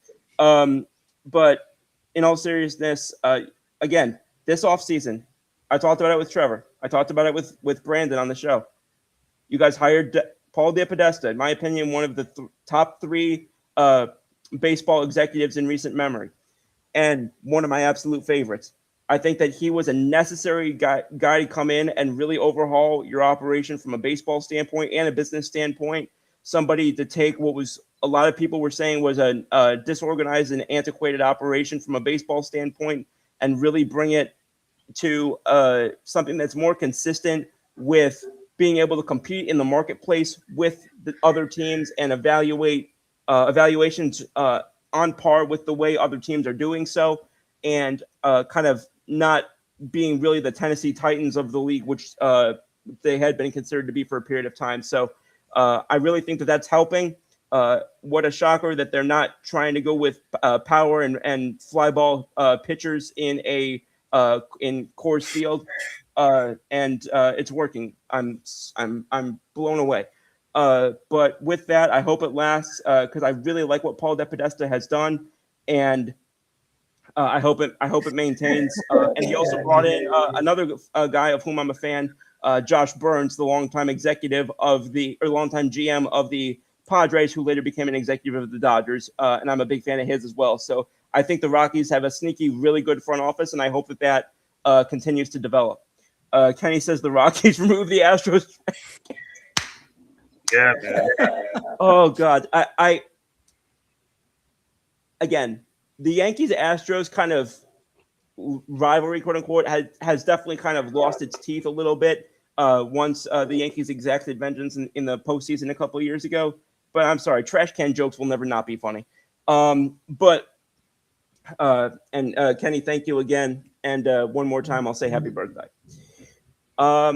But yeah, Brandon, going back to you're talking about the game and the situation, and I'm just so frustrated with the fact that, again, I mean, I hate losing to begin with. To quote Moneyball, I hate losing more than I want to win. That being said, there are ways in which, or reasons for which, I can accept you losing a game here or there. Yeah.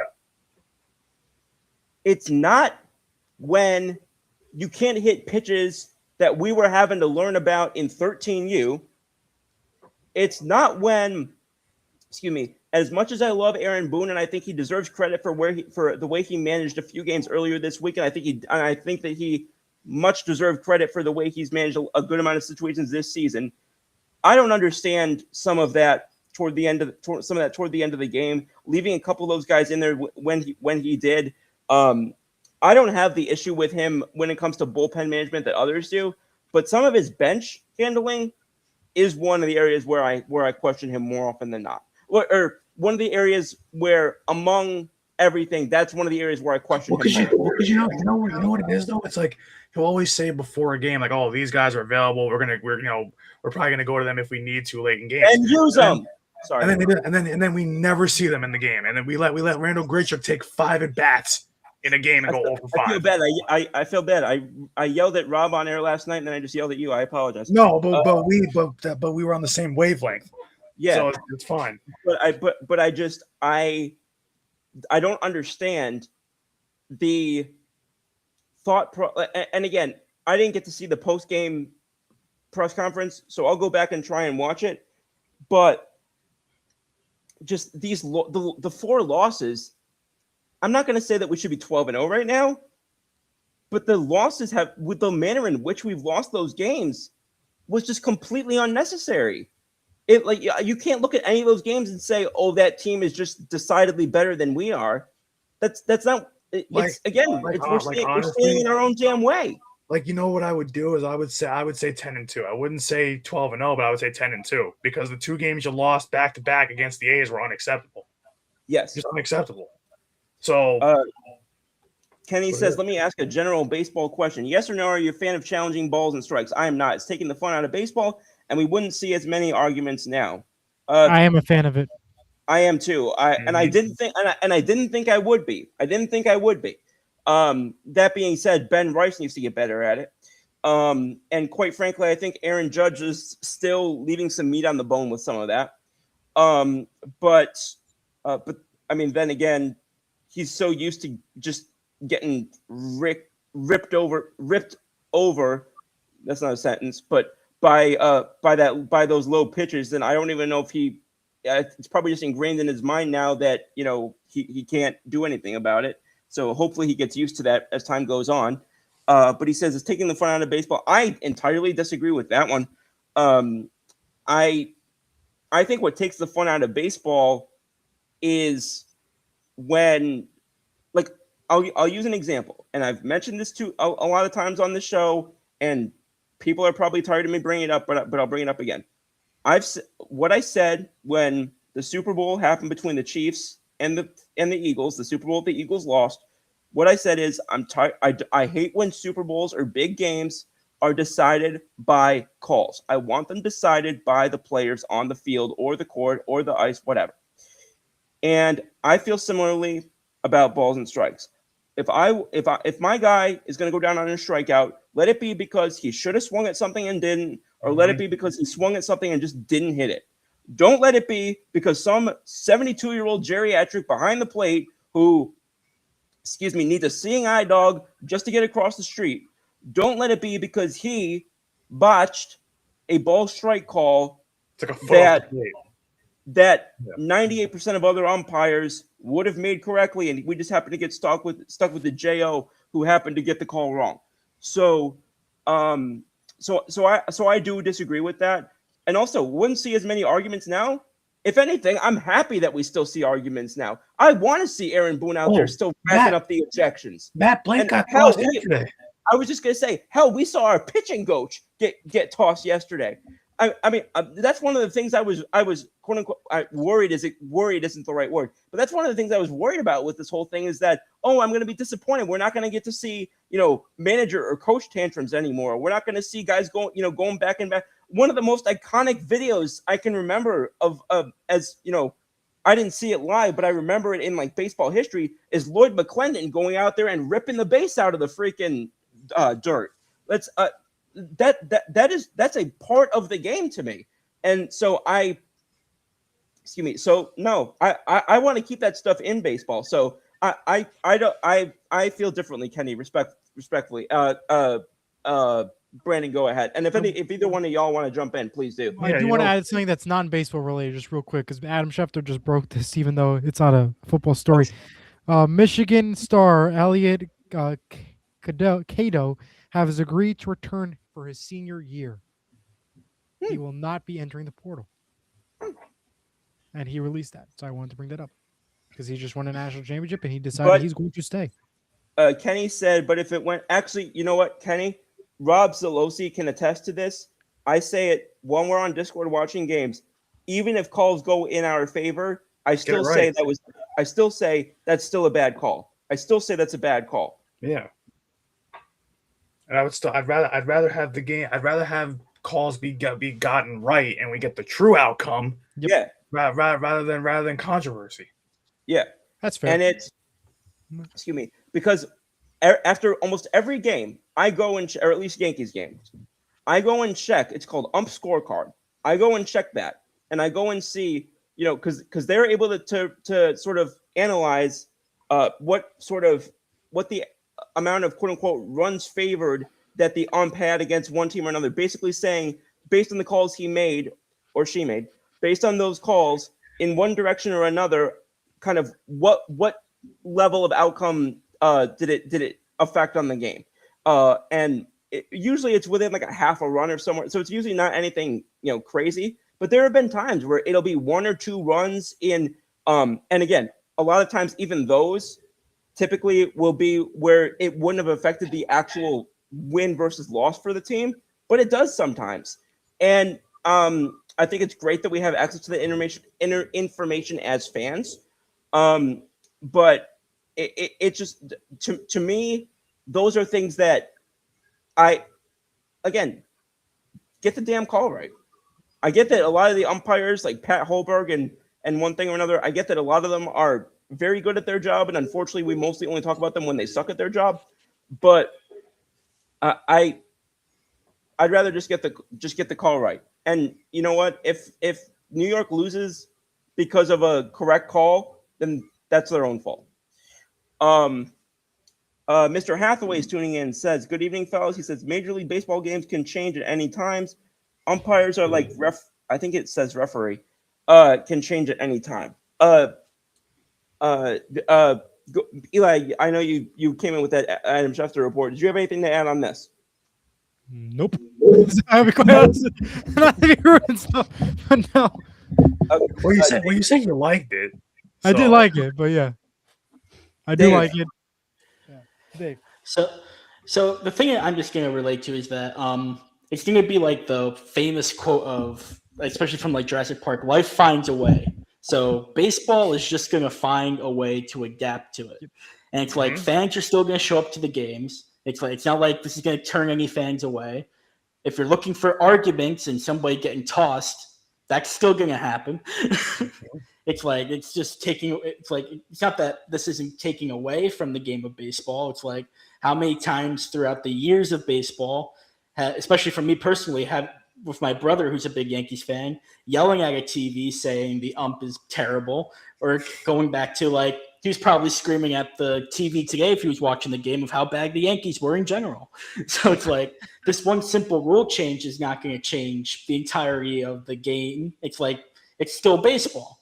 It's just trying to get it more accurate. It's like I don't know how else to explain it other than that. There is no other way. I mean, just like any other new rule that comes in, there's going to be some controversy and there'll be some positive. You're just going to get a mix no matter what. Just like when the pitch clock was first introduced. Mm-hmm. Yeah, and I was talking about this last night. I hated it when it first came out, but I've come to understand that and come to like see in real time, no pun intended, that it was. I think it's been a positive for the game. Mr. Hathaway says, "Call me Ishmael." I mean, call me William. Yes, sir. Appreciate that. And Carson coming in with his emoji. Carson, hope you're doing well. Thanks for tuning in. Go check out the Carson. I knew it was going to happen eventually. Carson here show. There we go. There we go. And that's on YouTube and I think Instagram. Question: will baseball get a cap last year, or will players win the lockout? I mean, so here's the thing. I think inherently, whenever there's a lockout, I don't think either side inherently wins or loses. I think that there's going to be some things on which the players, quote unquote, win. I think inherently the owners are going to get probably more than the players want to acquiesce, which that's just how this works. I think by the end of 2027, I think you're going to see some combination of a cap and floor. If bare minimum, I think you're going to see some much more solid and hard and fast rules regarding the current luxury tax. I think at bare minimum, that's what you're going to see. I wouldn't be surprised if you see the luxury tax sort of parlayed into a salary cap in some capacity, like because they have the salary cap or the luxury tax preset for I think it's the next 3 or 4 years already, something of that nature. I wouldn't be surprised if basically they would say we're not implementing it right now, but you have until 2030 to get compliant with this number, and then we're going to start using it. I don't think you're going to see it. I don't think there's any way really that you can automatically say this is the number, and if you're above that, you're already over the cap. Like I don't think there's any way you can inherently say that. You can't do like cold turkey and basically just cut it. Right. You can't just say now. It's starting now. Like no, you need time. So right, and it's also just because inherently, if you're over whatever that line would be, like let's say it's 300 million, and let's say that anybody has a $320 million payroll at that time, chances are that payroll is not going to be below that line by the next season, only by means of the cards or the deals coming off the table at the end of the year, or off the books at the end of the year. So I think it's probably going to be similar to what the salary or similar to what the luxury tax was, where I think it's probably going to be written into the next CBA that over the next however many years, it's going to be, you got to be at this line, you got to be at this line. And then it becomes a hard salary cap, let's say 3 or 4 years down the line. I don't think there's any realistic way that we'll have a salary cap in 2028. I think we'll have an agreement as to how one will be imposed and if one will be imposed by that time, though. Jody says extra inning rules are dumb. That's probably the best take that Jody has had. Those rules absolutely suck. I'm glad we don't have them in the postseason.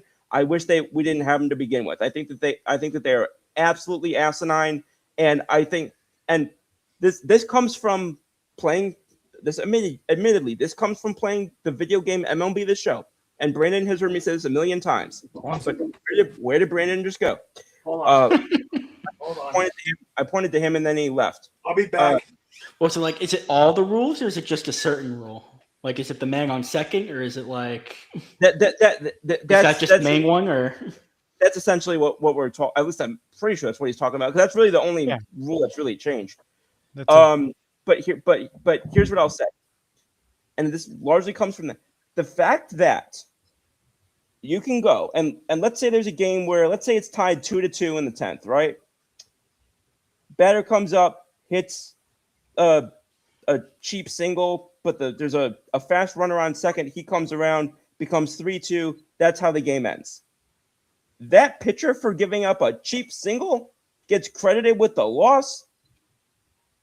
Does that not show everybody how stupid the win-loss pitcher statistic is? Because he gave up one hit? My personal opinion, obviously, but I just find that awful. I find that awful. Especially because it's credited as an unearned run. So you can have the loss with no earned runs on your ledger. What? I don't know what kind of David Copperfield move I was doing here, but everything good over there, Brandon?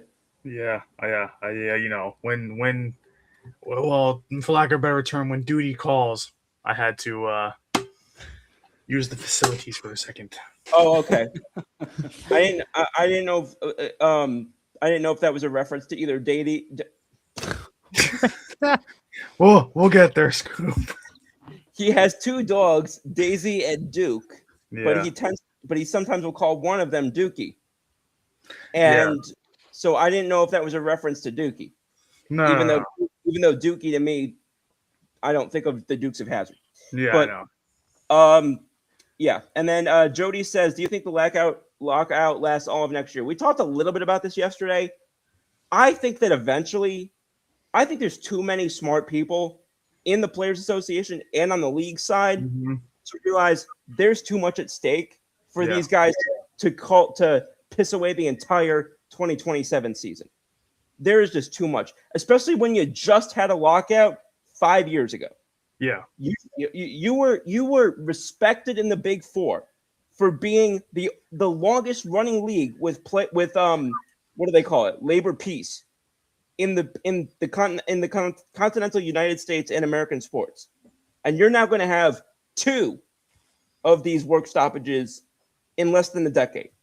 I really don't think that the league, when they're finally gaining traction against the NBA's recent kind of insurgence and finally pulling back into that sort of number 2. I know Rob tries to tell me that the MLS is more popular now than MLB. I don't know where he's finding those numbers, but coming back up, I know that. But with all this, and I think that's mostly for younger people, and I don't have that information, so I don't want to say much one way or another. But as Major League Baseball starts to creep back up to solidifying that number 2 spot among the Big Four leagues, I really don't know if they want to risk losing that foothold over something like this. And I think eventually those so-called Mavericks, the John McCain types from the league and the union are going to eventually clunk their heads together at some point, probably around the middle or late next summer.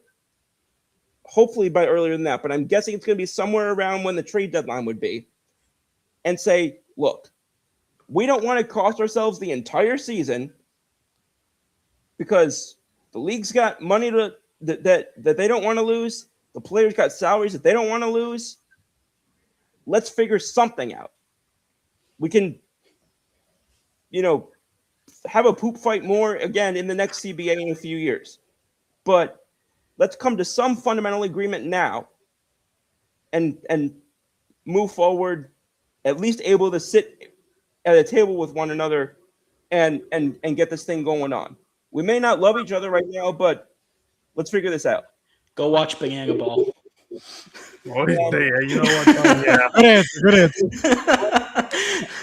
Who has the cat tonight? No, the cat's where the hell are you? Oh, you're over there. Yeah, no, she's been really well behaved on these shows recently. I'm really grateful for that. That's awesome. Rob typically wants me to keep her shut in my room during these. I meant to do that, but I forgot at the last second. That's all right. It's fine. She's been good tonight, so yeah.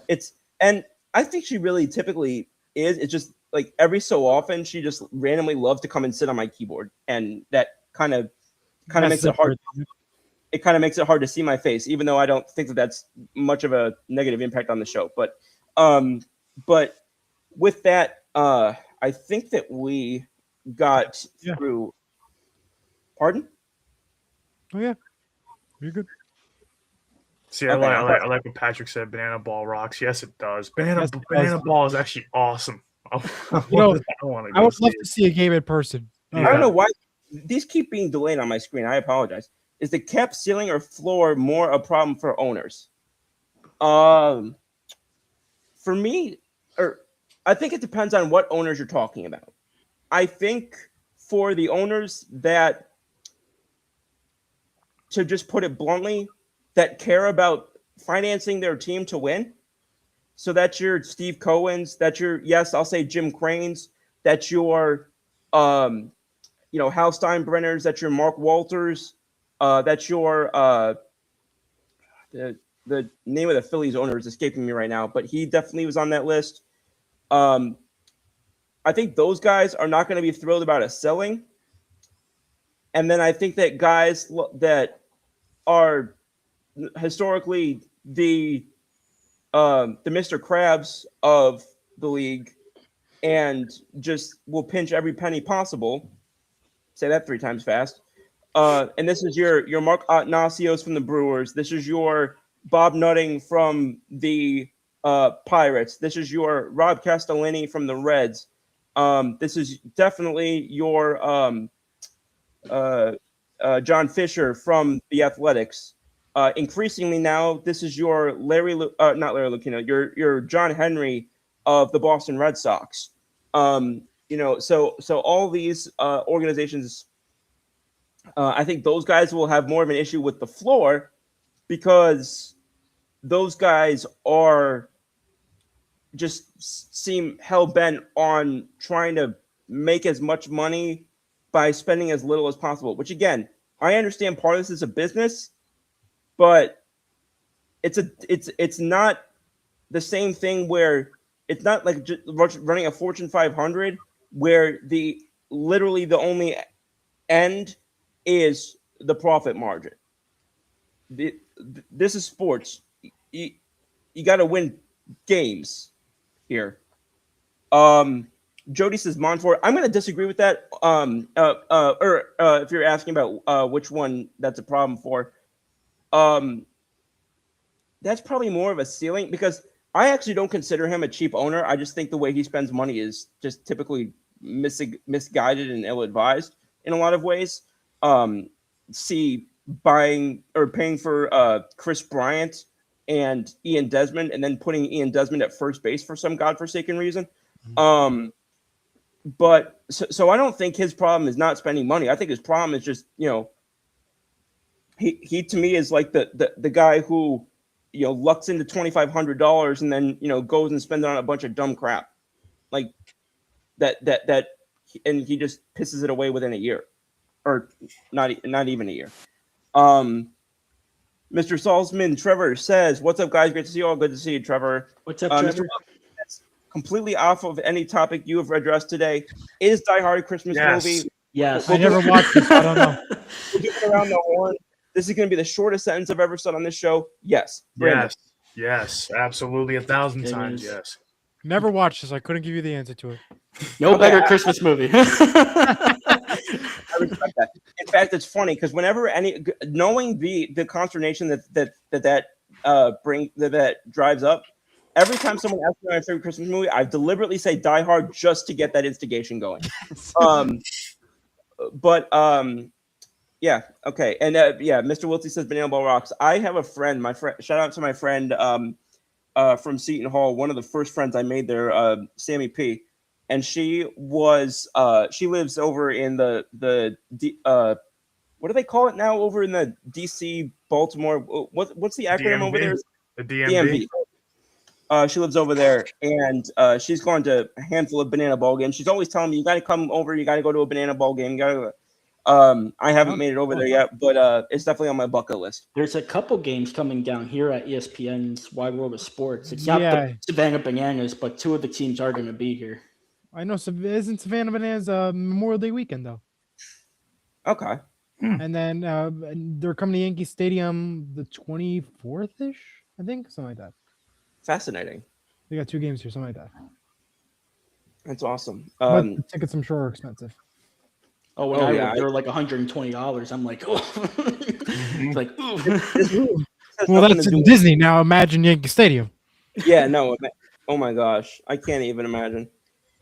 This has nothing to do with sports, but so I think it's August 16th. Hmm. The town next to me, is gonna have a concert from Lil Wayne. I don't know how much you guys know about the fourth biggest town in Mississippi, but typically we're not getting Lil Wayne coming there. So you can only imagine what the rush to buy the tickets and what the asking price and what the resale value is on those tickets. I am only recently becoming a Lil Wayne fan, and by recently I literally mean the last couple months. And I would love to go to that concert. How much But- they go? I haven't looked in a couple of days, and I'm afraid to look because I don't think I'm going to be able to eat for 3 days. But If there's any concert I would want to go to, it would probably be Bruno Mars, and that's just because he's Bruno. interesting. I think I've already seen him, but I think I'd love to go back to a Bruce Springsteen concert. Yeah, that too. Yeah. I saw him when I was 15, and I didn't know as much of the catalog from him as I do now. So I think I would just love to go back. And I know a lot more of his story now, having seen both Deliver. Is it Deliver Me from Nowhere? Yeah, it's Delivery from Nowhere. Yeah, but having seen both that and Blinded by the Light, and just read a bunch of his stuff and listened to a lot more of his music, I think I'd be able to appreciate it a lot more now than even though I love the concert then, I think I'd be able to appreciate it a lot more now. Old school Lil Wayne was the best. I'm an Eminem guy too. Oh, that is music to Brandon and my ears. Your poster right there. Yeah, I mean, we can't see that. There's a glare on it. I But know. Wait. No, that doesn't help. Never mind. Nope, We'll nope. see it later. show it on Discord later. But Yeah, and there's the Weekend right there. There's a Lincoln Park wall flag back there. So yeah, I got a lot of stuff. yeah. Man, that's great. That's a great collection over there. I don't have it up right now, but I have a poster of the iconic Johnny Cash photo, which I'm not going to do exactly what it is on this show, but it's got the iconic video or picture of him. Oh shit! Of him doing equivalent of this, but we know that's moved 2 fingers over. And that's one of my favorite posters. I just don't have it up here. It was in my my last apartment, but I love music posters, man. Those are awesome. Oh, I Brandon. forgot. I actually also have an Eagles Hotel California poster. Oh, that's Okay. pretty cool. You So- said Eagles. I thought you were going a different direction than that. No. Okay, but actually, it's so funny because I mean, I respect that song, but it's another example of how the biggest song from a lot of bands and musicians is generally not among my favorites by them. Yeah. Like, Not mine either. For the Eagles, I mean, it's still one of their bigger ones, but give me "Take It Easy." Give it, even though I prefer the Travis Tritt cover of that. Give me "The Greeks Don't Want No Freaks." Like, give me there's a good number of their so-called smaller songs that I would take over Hotel California. I love Desperado as well. That got stuck in my head after watching that Seinfeld episode. I'm a fan of the song. Well, a lot of songs off the actual album Hotel California are better than Hotel California itself. So there's so many good ones. Like New Kid in Town's a good one. Yeah, that's a good one. I'm a Take fan. It to the Limit. Yeah, my favorite song is probably "Victim of Love." I knew I was forgetting one that I loved. Life in the Fast Lane. Yeah, I knew I was forgetting one that I loved.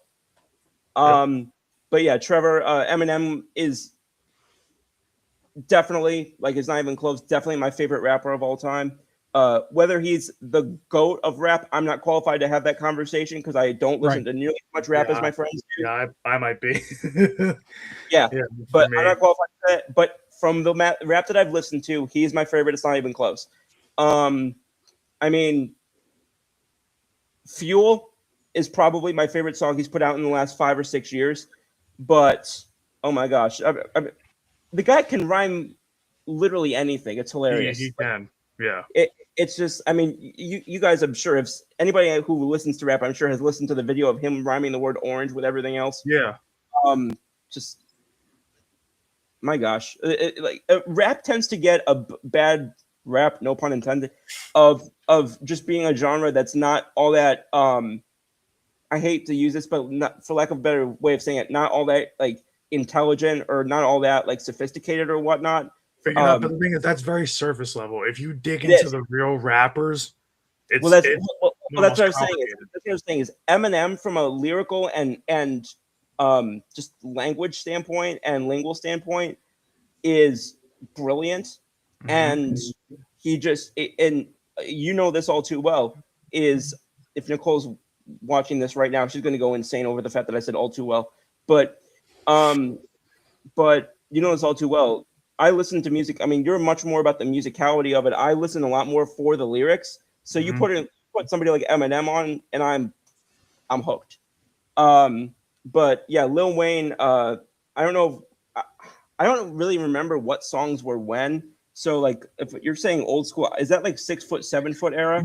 Yeah, and even before that, like we're going back to like Is that like yeah, but even before that, even like that, like Wayne has been around since the late '90s. Yeah, I'm So trying to think of like. There's one old song that I know that I know. I'm just blanking on the name of it. like it's he's got so many hits because you have to go back to Yeah. like he's been famous for such a long time that it's like you got to go back to even because of course everybody knows the Carter 3. Everybody considers that his best album, but but like he was pretty much like his whole thing was like he came out in the late '90s with the Hot Boys, so that was Juvenile, and him, but basically as like the stars of the group. But then you've got like like his first couple albums were not like crazy, but his debut album was like a slow burn, but it got a lot of play as people kept listening to it. But he's been famous basically since '99, 2000, pretty Wow. much. So pretty much just like almost the exact same time as Eminem. So but it's just like he's got so many songs, even going back to that first album, that it's like, I mean, like he's like hell. Even the freaking title track off of his debut album, "The Block Is Hot," that is considered a classic Lil Wayne song. So it's like there's so many that he has that it's hard to kind of like. And the thing is, I wasn't a big Wayne fan growing up. Neither was I. The only Wayne song I can remember from like childhood is Mr. Wiltsey. It's he's the 8 Mile guy. Yeah. But the only Eminem song I remember from like childhood, and it's not even really an Eminem song. He was a feature on it with Kanye and Drake. Is it Forever? Yeah, that's because that's considered like by a lot of rap fans, that's considered like the holy grail because of who's on that record. Yeah. So, that was like, I mean, that's like from a country fan standpoint, that's like putting the Highwaymen together. that's that's like that's like back in the day, like having like what was it, Buffalo Springfield? Like what was that super group back then? Like it was like, was it Buffalo Springfield? oh there's a ton of them, but like that was like what certain rappers. CSN. There's another one. CSN. Like that's like doing that is almost like when back in the day in the '90s when Nas tried to do his rap group called The Firm, and I think it was him, AZ, was it Foxy Brown? The only name you said those three that I know is Nas. Yeah, but it's because it flamed out pretty quick. But like I could talk music forever. As much as I could talk sports for 2 hours. I can talk music for 2 more. Same here. I don't want to be like yapping Eli and Dave's ears off. I do that enough in the group chats. But So I'll kick it around the horn one more time. Is there anything that we wanted to cover that we haven't gotten to yet? I haven't been keeping really a running tally of everything. One thing I'll just add is that it was mentioned in our group chat is that if you follow NCAA men's hockey, Wisconsin, I believe, is going to be an upset over North Dakota, Ooh. 2-1 in their Frozen Four game. And Denver is currently beating number 1 Michigan 1-0 in their Frozen Four game. All right. Nice. Shout out to and- Frank for giving us that information. Yes. Shout out. Is that Frank Acarola? Yes. Yeah, Nice. What channel is that on? Is that on right now? it's on ESPN. Is what it says. I think ESPN2, right? Yes, Yeah, I got it. Nice. don't have to watch the Devils lose 4-2. Nope. Nope. The one time we don't beat the Tuxedo Chickens. After we talked so much trash about them the other night. Yeah, we did. Okay, so tuxedo. That's what they are. So here's the thing. I'm going to Pittsburgh in a week and a half, and Okay. it's very good chance that it might time The draft? if Philly advances, that might time with a Philly Pittsburgh playoff series. And all I'll be able to think about if I'm in Pittsburgh while the Flyers are playing while they're playing the Penguins, is the freaking tuxedo chick. Are you going there for the draft? I am going there for the draft. Yes. That's awesome. But yeah, tuxedo chickens now. When you go to Pittsburgh, make sure you buy yourself or take a look at that tuxedo chicken. I'm definitely gonna make sure now. I had no reason to think. I didn't think I had any reason to bring it. I'm definitely now gonna bring my Ivan Provorov jersey that Nicole claims to have gotten me. But yeah, I definitely am gonna need to bring that because that's definitely what you're gonna want to wear in the middle of spring in Pittsburgh during the hockey playoffs. Trevor says, "How to Love" by Wayne was a classic too, but yes, 6 foot, 7 foot era. Eminem's "Lose Yourself" and "Not Afraid" takes me back. Those were the first 2 rap songs I ever heard. Were "Not Afraid" and "Lose Yourself." In fact, Brandon, you might remember this. I don't know, but so you remember Pirate Adventure / Pirate Preview, that whole thing? Yeah. Okay. Okay, we started. So, and then we had orientation that first week when we went back to Seton Hall, or when we went to Seton Hall, that orientation that first week. So they had all those friggin' icebreakers, right?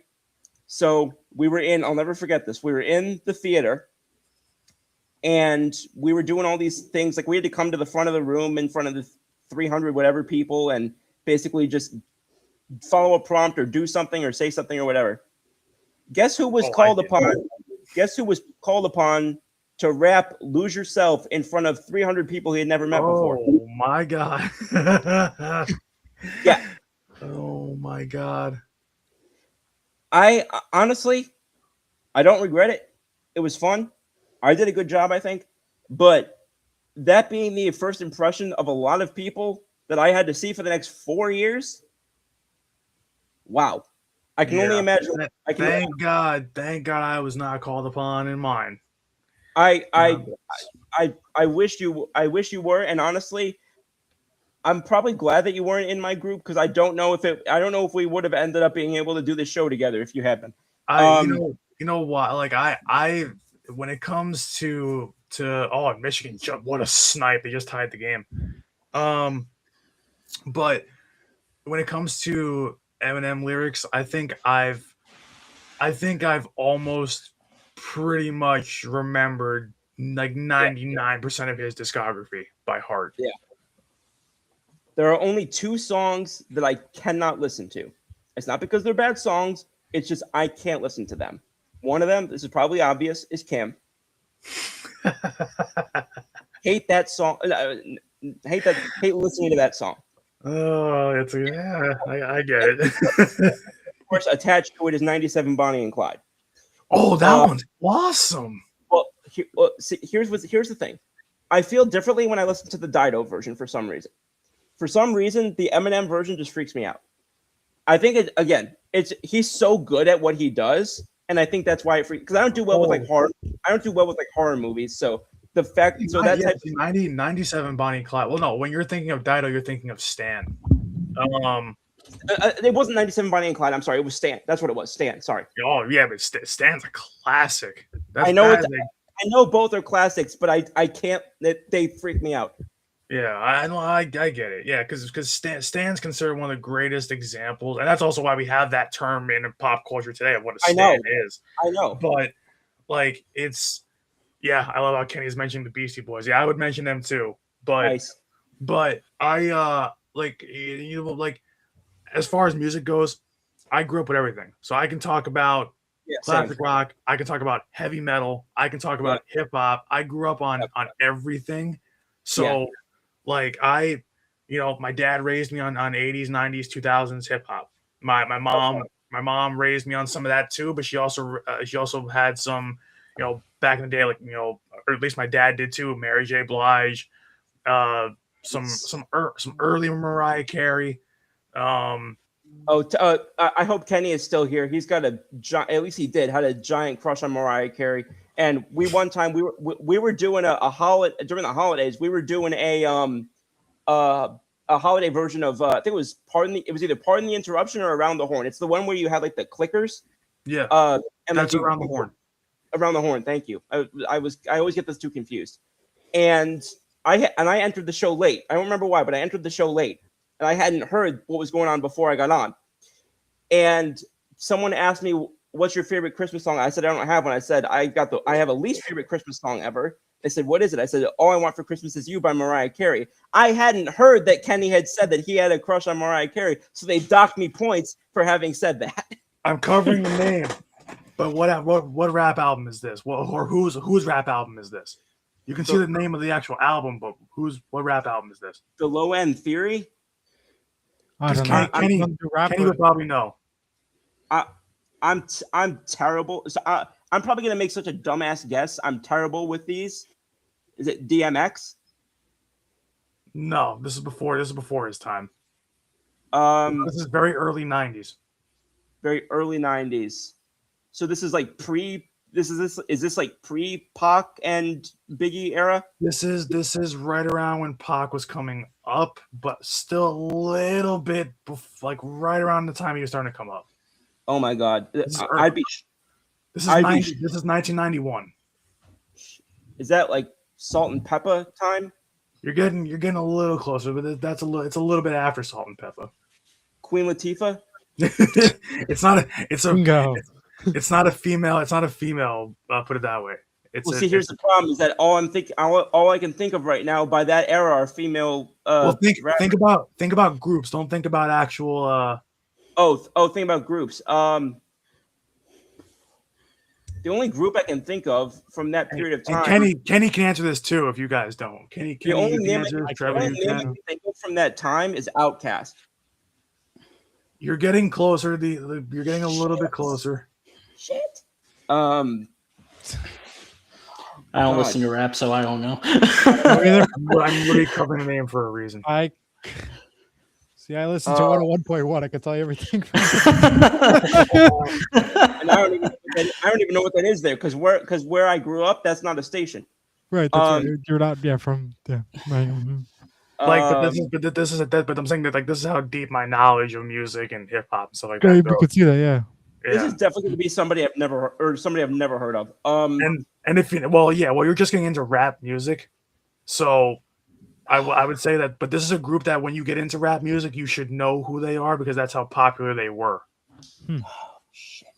Don't tell me. There it is. Patrick got it. Okay, I've heard of Tribe Called Quest. I've heard of it. I could have been here the next 12 hours. I was never getting that. I've heard of that. I was never getting that. Yep, that's just one of my records. I have so many. It's ridiculous.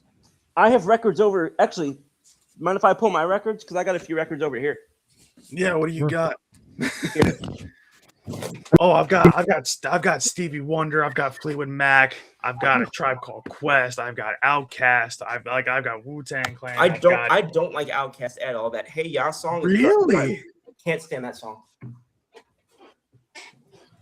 They're a group. No. I have Spotify. I have YouTube Music. Yeah, I know. Listen. I know that that we're all young, but at the same time, like I love physical media, so I love records. I have a record Oh no, player. yeah, love CDs. I know records are making a comeback. I just don't have a I record always player. have the have car record store. with the CD players. I try to buy some of the CDs sometimes and like Mhm. put the CDs on. I accidentally grabbed an envelope with this, but this is the Battle at Gardens Gate. And I'm trying to see an identifying mark on this. Because frankly, I don't remember whose album this is. That's not helpful. All right, let's try that again. I know I'm going to get made fun of for this. This was a gift, but this is a Harry Styles record. Oh, jeez, yeah. This one you're going to like a lot better. This is The Doors. That's Okay, I'll take it. This one my father would love. This is Face Value by Phil Collins. That's a good one. Oh, okay, yeah, Phil Collins. Yeah. And this is not a record. Okay. Fantastic. But yeah, and then I've got others up north, but 90% of them are Bruce Springsteen. Oh Like, yeah, it's- and then Kenny was saying Ice Cube ? Naughty by Nature. Yeah, Kenny. I know who Ice Cube is, but I know him because of his freaking commercials. Well, yeah, I have Kenny. I have an Ice Cube T-shirt. I have an Ice-T T-shirt. I literally have I used to have a Biz Markie Yo MTV Raps T-shirt. I know who Biz Markie is. My dad liked him. Yeah, you can name it. I've probably listened to it, or I've had it on a shirt, or I have it in my collection. Kenny said down with OPP. That reminds me, a few years ago, I made my fantasy baseball team name. I'm down with OBP. That's what? That's actually a good one. I like that. Man, I'm pissed I didn't think of something like that. Ah, Damn it. Oh, it's such a good name too. Oh my god, it's so good. Damn. But for next time. But what'd you say, buddy? I said for next time. Oh yeah. Patrick Wiltsey or Mr. Wiltsey says Body Count Ice-T. Yeah. Yeah, I know who I know the name Ice-T. I couldn't name like two of his songs. He's a Jersey guy. He was born and raised in Newark. Yeah, I recognize the name. Like Ice Cube, Ice Cube I can picture, and I would be able to pick out like his voice. Ice-T, I couldn't really tell It's like you. one of them on like Law and Order or He's something. in Law and Order. Yeah. I was Yeah, gonna say, like I remember said, that. I know him, both of them, more in like They're as acting. actors. Yeah. Right, then their then- music, right. Yeah. Biz Markie, so now I got Just a Friend stuck in my head. It's a good song. That in fact, actually that was in a commercial once. I think I don't remember if he was actually in that commercial or not, but that was in a commercial like 15 years ago. That's how I first heard the song. Oh, I know that you did. I forgot that. I love the first answer you gave was DMX. Because speaking of that, I have this album on vinyl. Oh, cool. My Flesh, Blood on My Blood. This album is. I love this. Actually, isn't today like the anniversary of his passing or Yeah, something? it's 5 years since he died. Yeah. It's crazy to think about already. I'm glad that Mr. Wiltsey said a Tribe Called Quest, because I was about to just say things that probably didn't even make sense. I was about to say, he said can't go wrong with Dr. Dre either. I like a little bit of everything music wise. That's how I am. Rap, hip hop, country, and rock. Yeah, I think like people think of me as the mostly like country music guy, which is fair, but classic rock is definitely up there. You were talking about what your parents raised you on. My dad was a big 70s and 80s rock guy. Mhm. My mom, that's kind of where I got into country. Some of it was her, some of it was my paternal grandfather. He was mostly raising me on country, and then my grandmother on that side was basically a lot of Frank Sinatra and a lot of classical music. That's how I started. It was in her house that I started playing the piano. I've never had an ear for classical music, even though last night randomly I was listening to Beethoven. I don't know how that happened. That's interesting. Yeah, like last night I was randomly listening to Beethoven 14, and I was like, "How did I get here?" What rabbit hole did you go down? You just fall down the hole, yeah. Yeah, like I don't remember how I got the. Oh, I remember what it was. That somebody made a chart or something, and they were saying like they were by SAT scores, by average SAT scores, and the SAT score that I got, the Beethoven was the one that like was closest to that. So I just happened to listen to him based on having seen that. Kenny says, "How about some Onyx?" Okay, to me that's a Pokemon. Yeah. See, now I am a big fan of Onyx, and they're still around. Not the original group entirely, but Fragile Star and Sticky Fingers are still together as a group. So they yeah, my dad raised me on that. Yeah, like I'm a big fan of, obviously, I mean, there's so many songs there I like. I mean, but to me, my favorite song from them is "Shut 'Em Down." That's to me, like I love their, I forget what that's, what's it? Is it their 90? Is it 96 or is it 98? I know a rap song called "Shut 'Em Down," but I don't remember if it's that same one. It's like, "I'll find a way to shut 'em down, shut 'em," like that whole thing. I think you're right, but like I'm trying to remember the lyrics in my head, but "Shut 'Em Down" is one of my favorite songs from them. Like they've got so many. They've got, obviously, "Slam" is a big one. Okay. They've got to listen. I could be here all damn night. I'll say this. I'll say this. About 90% of the rap songs that I know are from one place, NBA 2K. Yeah, that's usually not where you want to find them, though, because 2K's soundtracks are not that great. Like the old ones are, not the newer ones. Like "Run This Town," I know from 2K. All of the Lights I know from 2K. Shucks. I do got to run. I want to say thank you though. Oh, I'm sorry, me Eli. For being on tonight, and thank you so much for doing this show with us, and we had a lot of fun. This was great. We got to do this again. All right, we'll do. Thank you, guys. Have a good night, brother. Have a good night, Elijah. And there were three. And then there were three. Yeah. I'm still representing Shift Change. I'm sorry. I'm sorry. I still look at Onyx, and to me that's still a Pokemon snake. I wanted to make the joke of, like, is the new version of Onyx the evolution of the Pokemon? Like, are they called Steelix or? Oh, jeez. Yeah, I was trying to remember what the evolution of Onyx was, and in fact, I was saying it wrong for the longest time. Surprise, surprise. I thought it was Onyx for the longest time, but Cypress Hill I've never heard of. I've heard of Onyx, but I've never heard of Cypress Hill. Cypress Hill is like an acquired taste, because I've had to describe their sound. I mean, they're basically weed rap, if I could kind of describe it, like psychedelic or like weed kind of like inspired lyrics, rap lyrics. So like Grateful Dead, but rap.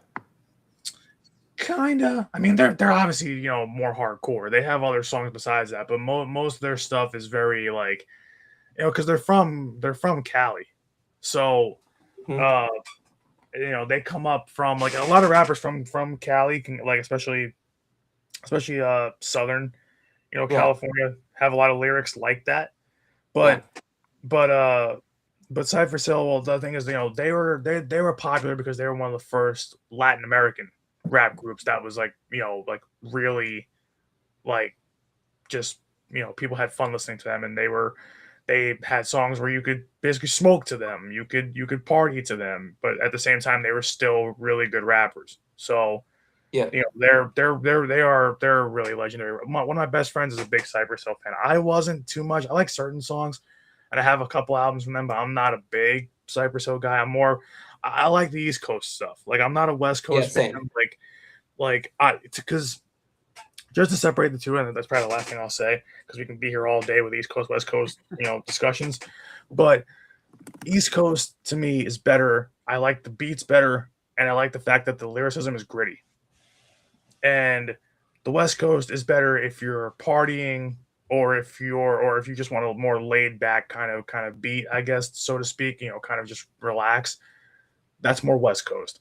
So they've got their own good great rappers out there, like say Tupac and Snoop and Ice Cube and all those guys, but it's Cypress Hill. But East Coast to me is better. It's just grittier, it's more intense, so I like it more. That makes sense. It's more aggressive, put it that way. East Coast. I gotcha. Yeah, I just pulled up my Spotify just to see what rappers I have, I mean, I've got Pac, I've got Roger, I've got Dr. Dre, I've got Talent. Look, Big Shaq, Big Sean. I do Big have Sean is Beastie. a good one. I do have Beastie Boys on here. I've got 2 songs, "Hey Ladies" and "No Sleep Till Brooklyn." That last one is definitely from Rock Band or Guitar Hero, whichever one it was on. I have A Boogie with the Hoodie. Oh yeah, A Boogie. Yeah, A Boogie. A Boogie, excuse me. I got Bryce Vine, definitely from my first relationship. She was a huge Bryce Vine fan. I do have some Cardi songs, even though I don't like her. What do you listen to, Dave? Yeah. So I listen to basically what my parents grew up with. Like it's mostly 70s and 80s. So it's like it's Eagles, it's Queen, it's Billy Joel, it's Elton Nice. John. Nice. I went as him for Halloween one year. Paul McCartney with the Nice. Beagles and without the Beagles. Nice. I didn't really start getting into music like Fall Out Boy or those types of bands until high school when my brother was driving me to school when we both went to high school because he could drive, I couldn't. So I'm a late bloomer to like kind of newer music, and it's like if I was to show my Spotify playlist, it's all over the place. Yeah. It's like if you were asking me what genres I listen to, I love there's that. no though. genre for my playlist. It's any I type love of that. music I feel like I like. I love that. Now, question: you said Paul McCartney. Independent. Wait, rank these: Independent, Beatles, Wings. Go. Oh, that's tough. It's not even that tough for me, honestly. I think, but I say for me, it's tough because like if I'm basing off of what's on my playlist, I think I have probably a little bit more Beagles than I do of his independent and with his other band. But I feel like it just goes back to like I just like Paul McCartney in general. Like I also have a John Lennon song in there somewhere. Imagine. Yeah, it's Imagine. It's like that's probably the easily guessed one. yeah. Yeah, I think that's the only John Lennon song I have. I don't like the Beatles. Wait, Dave, did I tell you? I think I told you that what my first concert was when I was like 12. Did I tell you? What it I was? think you did. I don't know if I remember though. Yeah, my first, and this is you'll like this. My first concert was Heart. Okay. So like, and honestly, they were really good. So they were at the NJ Pack in Newark. Nice. So I got to see, and I got to see them again later on because my sister wanted to go because they were at the Rock, and it was her birthday gift because she is a big Joan Jett fan. So Yeah. Nice. so Joan Jett opened for Heart the second time. So I got to see Heart twice with Joan Jett once. I got to see Guns N' Roses and have Lenny Kravitz open for them. I wanted to see Aerosmith, but that'll never happen, obviously, because Steven Tyler's voice is shot and they need the surgery and all that stuff, and they never got a chance to do the final tour. Like I've seen alternative metal bands from the 2000s. I've seen rap concerts. I've seen Nas. I've seen Wu-Tang Clan twice. I just love music, and the thing is, like, even this summer, I want to go see down in Asbury Park. I want to go see Yellow Card. Now that's pop punk. That's not even like okay. So like, I love music, and that's why I'm saying I can talk about it all night. But I love music to death. That it's like there's nothing I won't listen to. I mean, I'll dabble into some like variants of country, not country itself, but like kind of like a lot of artists that'll blend like heavy metal with country. I'll listen to it a little bit. I feel like you would like. I feel like you'd like Hardy. Yeah, I've heard some of his stuff. It's not heavy enough for me. Like when I listen. Have you heard Cole Wetzel? Yeah, he's what I listen to. I listen to him. I listen to him. I listen to him. I listen to a newer band called Lakeview. Yep. So that's like where I would go in terms of like if I want something heavy, like heavy metal, hard rock, country. That's what I listen to. Creeps by Cole Wetzel is such an underrated song. Oh yeah. So the only country I listen to, and I think I told Scoop this, the other night. I don't know if you were there, Brandon. It's like the country I listen to is when I have John Denver playing on my playlist, like Country Roads. And Yeah, that's old. But I'll say this: if you're gonna listen to like, if you're gonna say like, this is the only country artist that I listen to, like you gave me one, John Denver's a great one. Like it's like he is somebody who just I think he's easy to listen to, and like he kind of has that sort of like Frank Sinatra almost, where it works anytime, you know. Yeah. Like some artists I have to be in a mood to listen to, whether it's a positive mood or an angry mood or a sad mood or whatever. Like John Denver is just good for any time of the day. It's I feel like for him it's the voice. It's his voice that really Yeah,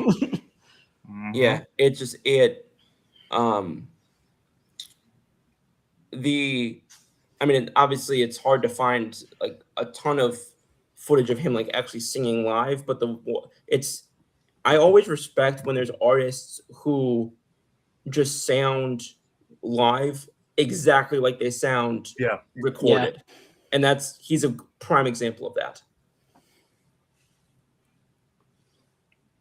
God, we could literally be here another 3 hours if like, because music is so expansive. So it's like there's just so much you can talk about, and there's so many different genres you can talk about, and so many different artists you can talk. Like it can just go on and on. I can even go on and on with my music collection and my wall of stuff here. Yeah, but there's so much. I mean, I say I don't listen to a lot of rap, and the rap section of my Spotify has 186 songs. So my version of not listening to a lot of rap is almost 200 songs. But and that's not even including some of the ones that I heard on the radio that I haven't added to my library yet. But yeah, you mentioned Nas. I think I told you it's one of my favorite, perhaps my favorite rap song ever by Nas, or is by Nas, and it's "Made You Look."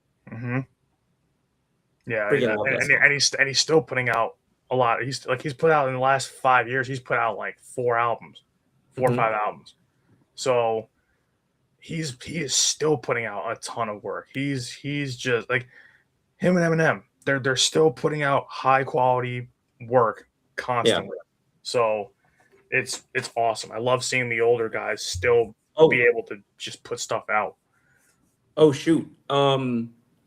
We've got some breaking news, which I guess it's kind of late to say a little bit, this late into the show. But according to both Ian Rappaport and Evan Sidri, I don't know if I'm saying that right. Yeah, I know what you're talking about, though. Okay. The Jaguars are pivoting and making Travis Hunter a full-time cornerback. That's what I figured that. I remember them saying that something about that 2 weeks ago. So I do remember hearing that. Yeah. And that makes sense.